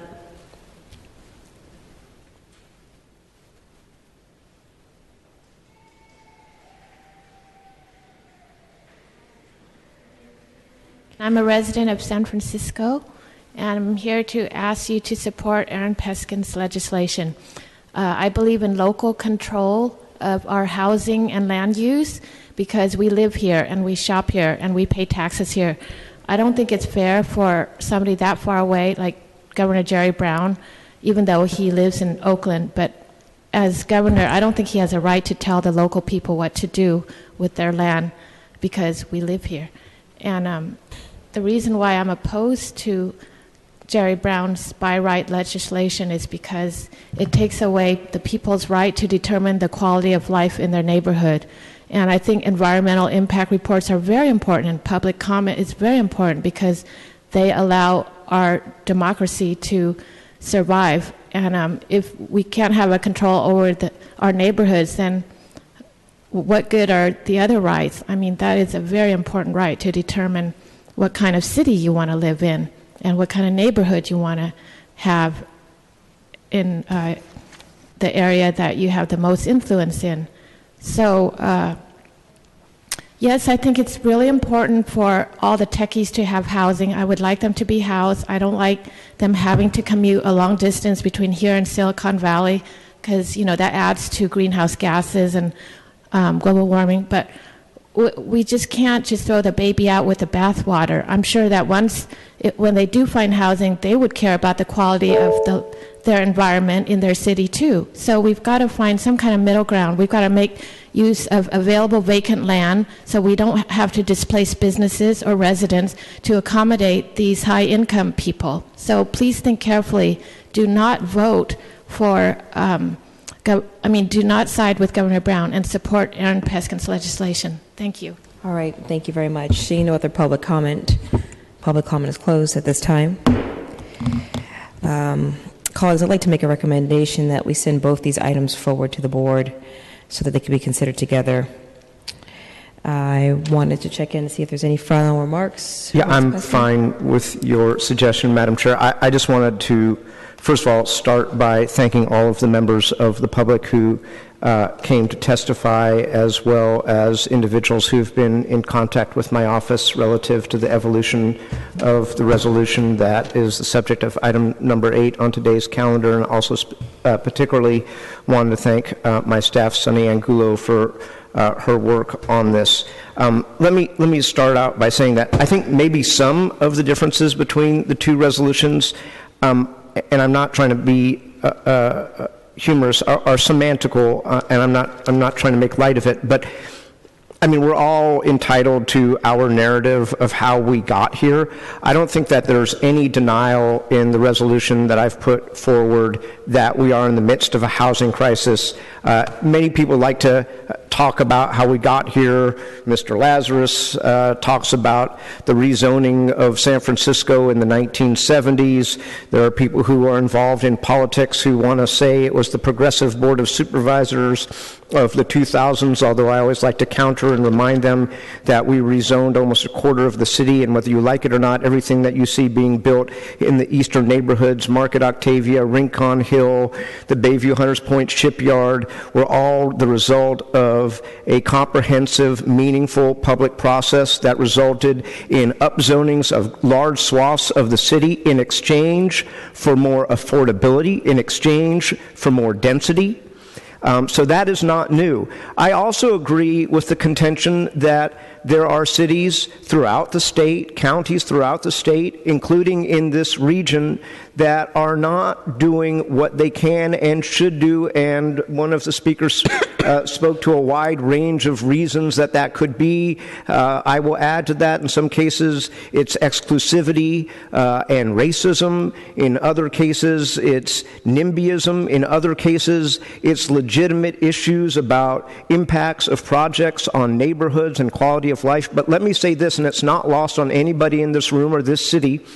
We live in the densest city on the western seaboard of the United States, and you don't need a doctorate to go outside and see that, what does the mayor say? The city bird is the crane. We're building thousands and thousands of units. We have tens of thousands of units in the pipeline, but it is very important as we engage in the business of democracy that we give people, whether their cases are legitimate or spurious, the opportunity to petition their government and have a say. And as members of the Board of Supervisors, we preside over appeals as a quasi-judicial body. I would like to think that we dismiss spurious appeals. And indeed, last week, as the result of that process working for a major project, where a community-based organization appealed a conditional use at 1066 Market Street, just down the street here in the Tenderloin, we ended up approving a landmark acquisition for affordable housing at 101 Hyde Street. And that is precisely where I think the two resolutions part company, I'm in receipt of an email from SPUR, the San Francisco Planning and Urban Research pro-development think tank that raises the same thing, respectfully, that my colleague Supervisor Wiener raised, which is on page 2 at line 18, the amended resolution that is before us that we have actually yet to officially amend, includes a provision that says that the approval of major developments continue to allow for public review and local discretionary approval as is currently provided by local laws, because we know in San Francisco that process has actually helped us build more affordable housing. We can quibble, as has happened in this committee many times between various members of the board, as to whether 40% is real or not real, and maybe 40% is real on paper, but in reality is in the mid-30s. I'm happy to have that argument, but it sure as heck is a lot higher than 12, and it's a lot higher than 15, and it's a lot higher than 25, and it happens because of the nature of those projects to be the subject of tough negotiations between communities, between housing advocates, between people, elected members of the Board of Supervisors who want the right policy destiny for San Francisco. I think that as to the semantics that I mentioned at the beginning of my monologue here, look, if you look at the things that the mayor set forth in his letter to the governor of June 13th, virtually all of the points that he has are in the amended item number 8. But he starts with a very different tone, and the mayor says, I write with overall support for the trailer bill, but he requests these key amendments. I think that's semantics.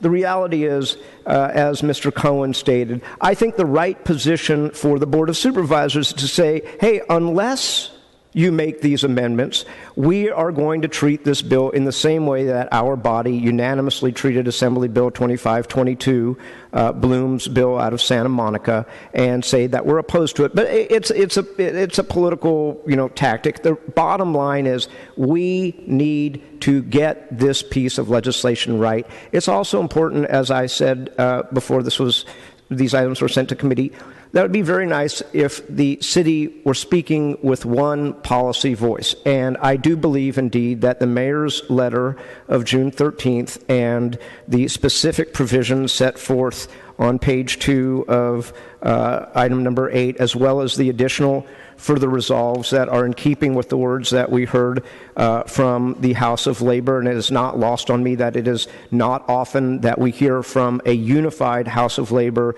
from the building trades, from SEIU, from the hotel workers, but we specifically include in page 3 of the amendment some provisions that acknowledge that we should support competitive wages for construction workers, as well as provide apprenticeship opportunities for disadvantaged San Francisco residents. These are all things that I don't think, as a matter of policy, we're too far apart on. As a matter of fact, I kind of feel like we're arguing over semantics. But with that, I would like to make a motion to accept my attempt to try to, as best as possible, merge these two resolutions together, and then, if it is the will of this body, send both items to the full board. They need not go with, they can go without recommendation, and we can take this matter up when it gets to the full board. Thank you, Supervisor Peskin. Supervisor Wiener, you have remarks?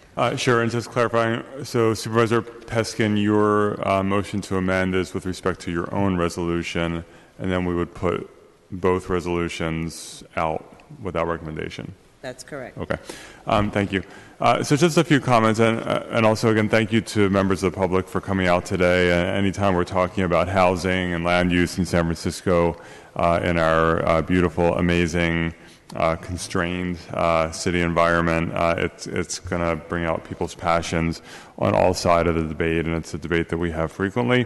It's a debate that we should be having frequently, because this really is about the future of our city and about whether we're going to actually meaningfully address our housing crisis or continue to, at times, put forward solutions that aren't really solutions and that just make the situation worse. One of the members of the public made a comment about if we want, about that we're building housing for the tech workers.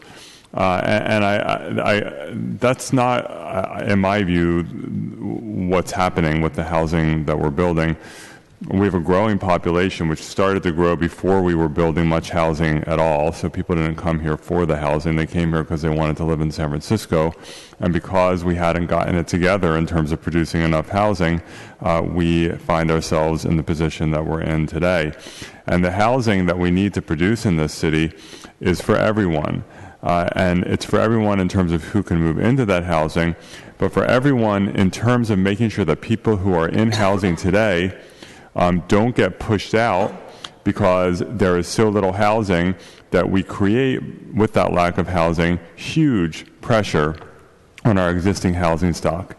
When we talk about the displacement that we've been seeing in this city, it is because we do not have enough housing.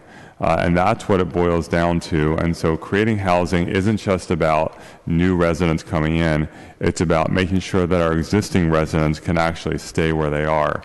We heard some commentary today about how the governor's as-of-right legislation eliminates community input. And again, I want to be very clear. When you look at my resolution, I think Peter Cohen misspoke before. My resolution, my alternative, does not come out and say we endorse as of right. What it says is let's work with the governor to amend his legislation so it does what we need it to do, which is to actually honor zoning and allow for the number of units that are zoned while still having things like good design review and environmental and labor standards and local inclusionary requirements. That's what the alternative resolution that I introduced proposes, to work with the governor instead of simply saying we oppose. So there will still be significant community input. For example, the community input that results in rezoning. This legislation offered by the governor does not eliminate local zoning control. And Supervisor Peskin is correct. The Board of Supervisors massively rezoned eastern neighborhoods, Market Octavia, Rincon Hill, etc. That all required a rezoning. That was not subject to the governor's as-of-right legislation. It had to be rezoned. And we went through extensive process in Market Octavia, in eastern neighborhoods, in Rincon Hill, at Treasure Island, in other areas as well, at the Hunters Point Shipyard. This is all zoning changes. Lennar in Hunters Point could not have simply invoked the as-of-right. They had to get a massive rezoning. And so there was major community input, years and years, I think a decade for Market Octavia, a decade for eastern neighborhoods of community input before that zoning happened. And this as-of-right legislation would not have changed those processes and that community input one iota. So we need to stop conflating the fact that community process is important and the fact that it will continue in zoning with what this legislation does, which has nothing to do with the major rezonings that were discussed earlier. But once you do that rezoning with significant community input, with lots of political give and take, once that zoning happens, we should honor that zoning. And so we went through a decade to rezone eastern neighborhoods, and then in my district, on Valencia Street, we had a 12-unit project that was 100% within that adopted zoning after that decade of process, and it took 6 years to get that 12-unit project through. 6 years, and appeal after appeal after appeal, and then the Board of Permit Appeals arbitrarily chopped off a story for no apparent reason, which eliminated all of the affordable units in the building. Why is that a good process, and how does that help our housing situation? Once we have zoning in place, we should honor that zoning and also have good design review and local control over inclusionary and all of the other things that my resolution lays out that should not be changed by the governor's legislation. The bottom line is that we need to be doing things differently, and I feel like a lot of the opposition to this legislation and the desire to exempt out San Francisco, and I'm sure the desire by every city in California to be exempted out, it just feels like more of the same. and more of this situation with $3,500 average rent, which maybe someday it'll be $5,000 average rent or $6,000 average rent, because that's really the trajectory where we're going. And this is an opportunity for us to engage in a thoughtful and meaningful dialogue with the rest of California, with our governor, to try to come up with a better system for housing in California. And so that is why I introduced the alternative resolution that is before us, and I hope that we will pass it at the Board of Supervisors. But I will support putting both resolutions out with no recommendation. Thank you. Supervisor Peskin, did you have? No, I'll reserve my breath for the full board. All right, that sounds like a good idea. Thank you. Okay, so let's see. We need to take Supervisor Peskin's amendments and accept them. To his own resolution. To his own resolution. Do you have that, Madam Clerk? Yes. All right, without amendments to objection, number 8. as amended. Yes. Thank you. And, excuse me? I just want to make sure I gave you the amendments. No, but I did receive something via email. Okay, we have those amendments. And would like to entertain a motion to move items 8 and 9, item 8 as amended, to the full board. Without recommendation? Without a recommendation, that's right. All right, without objection, this motion passes. Thank you. Is there any more business before this body? No, that concludes our business for today. Excellent. We're adjourned.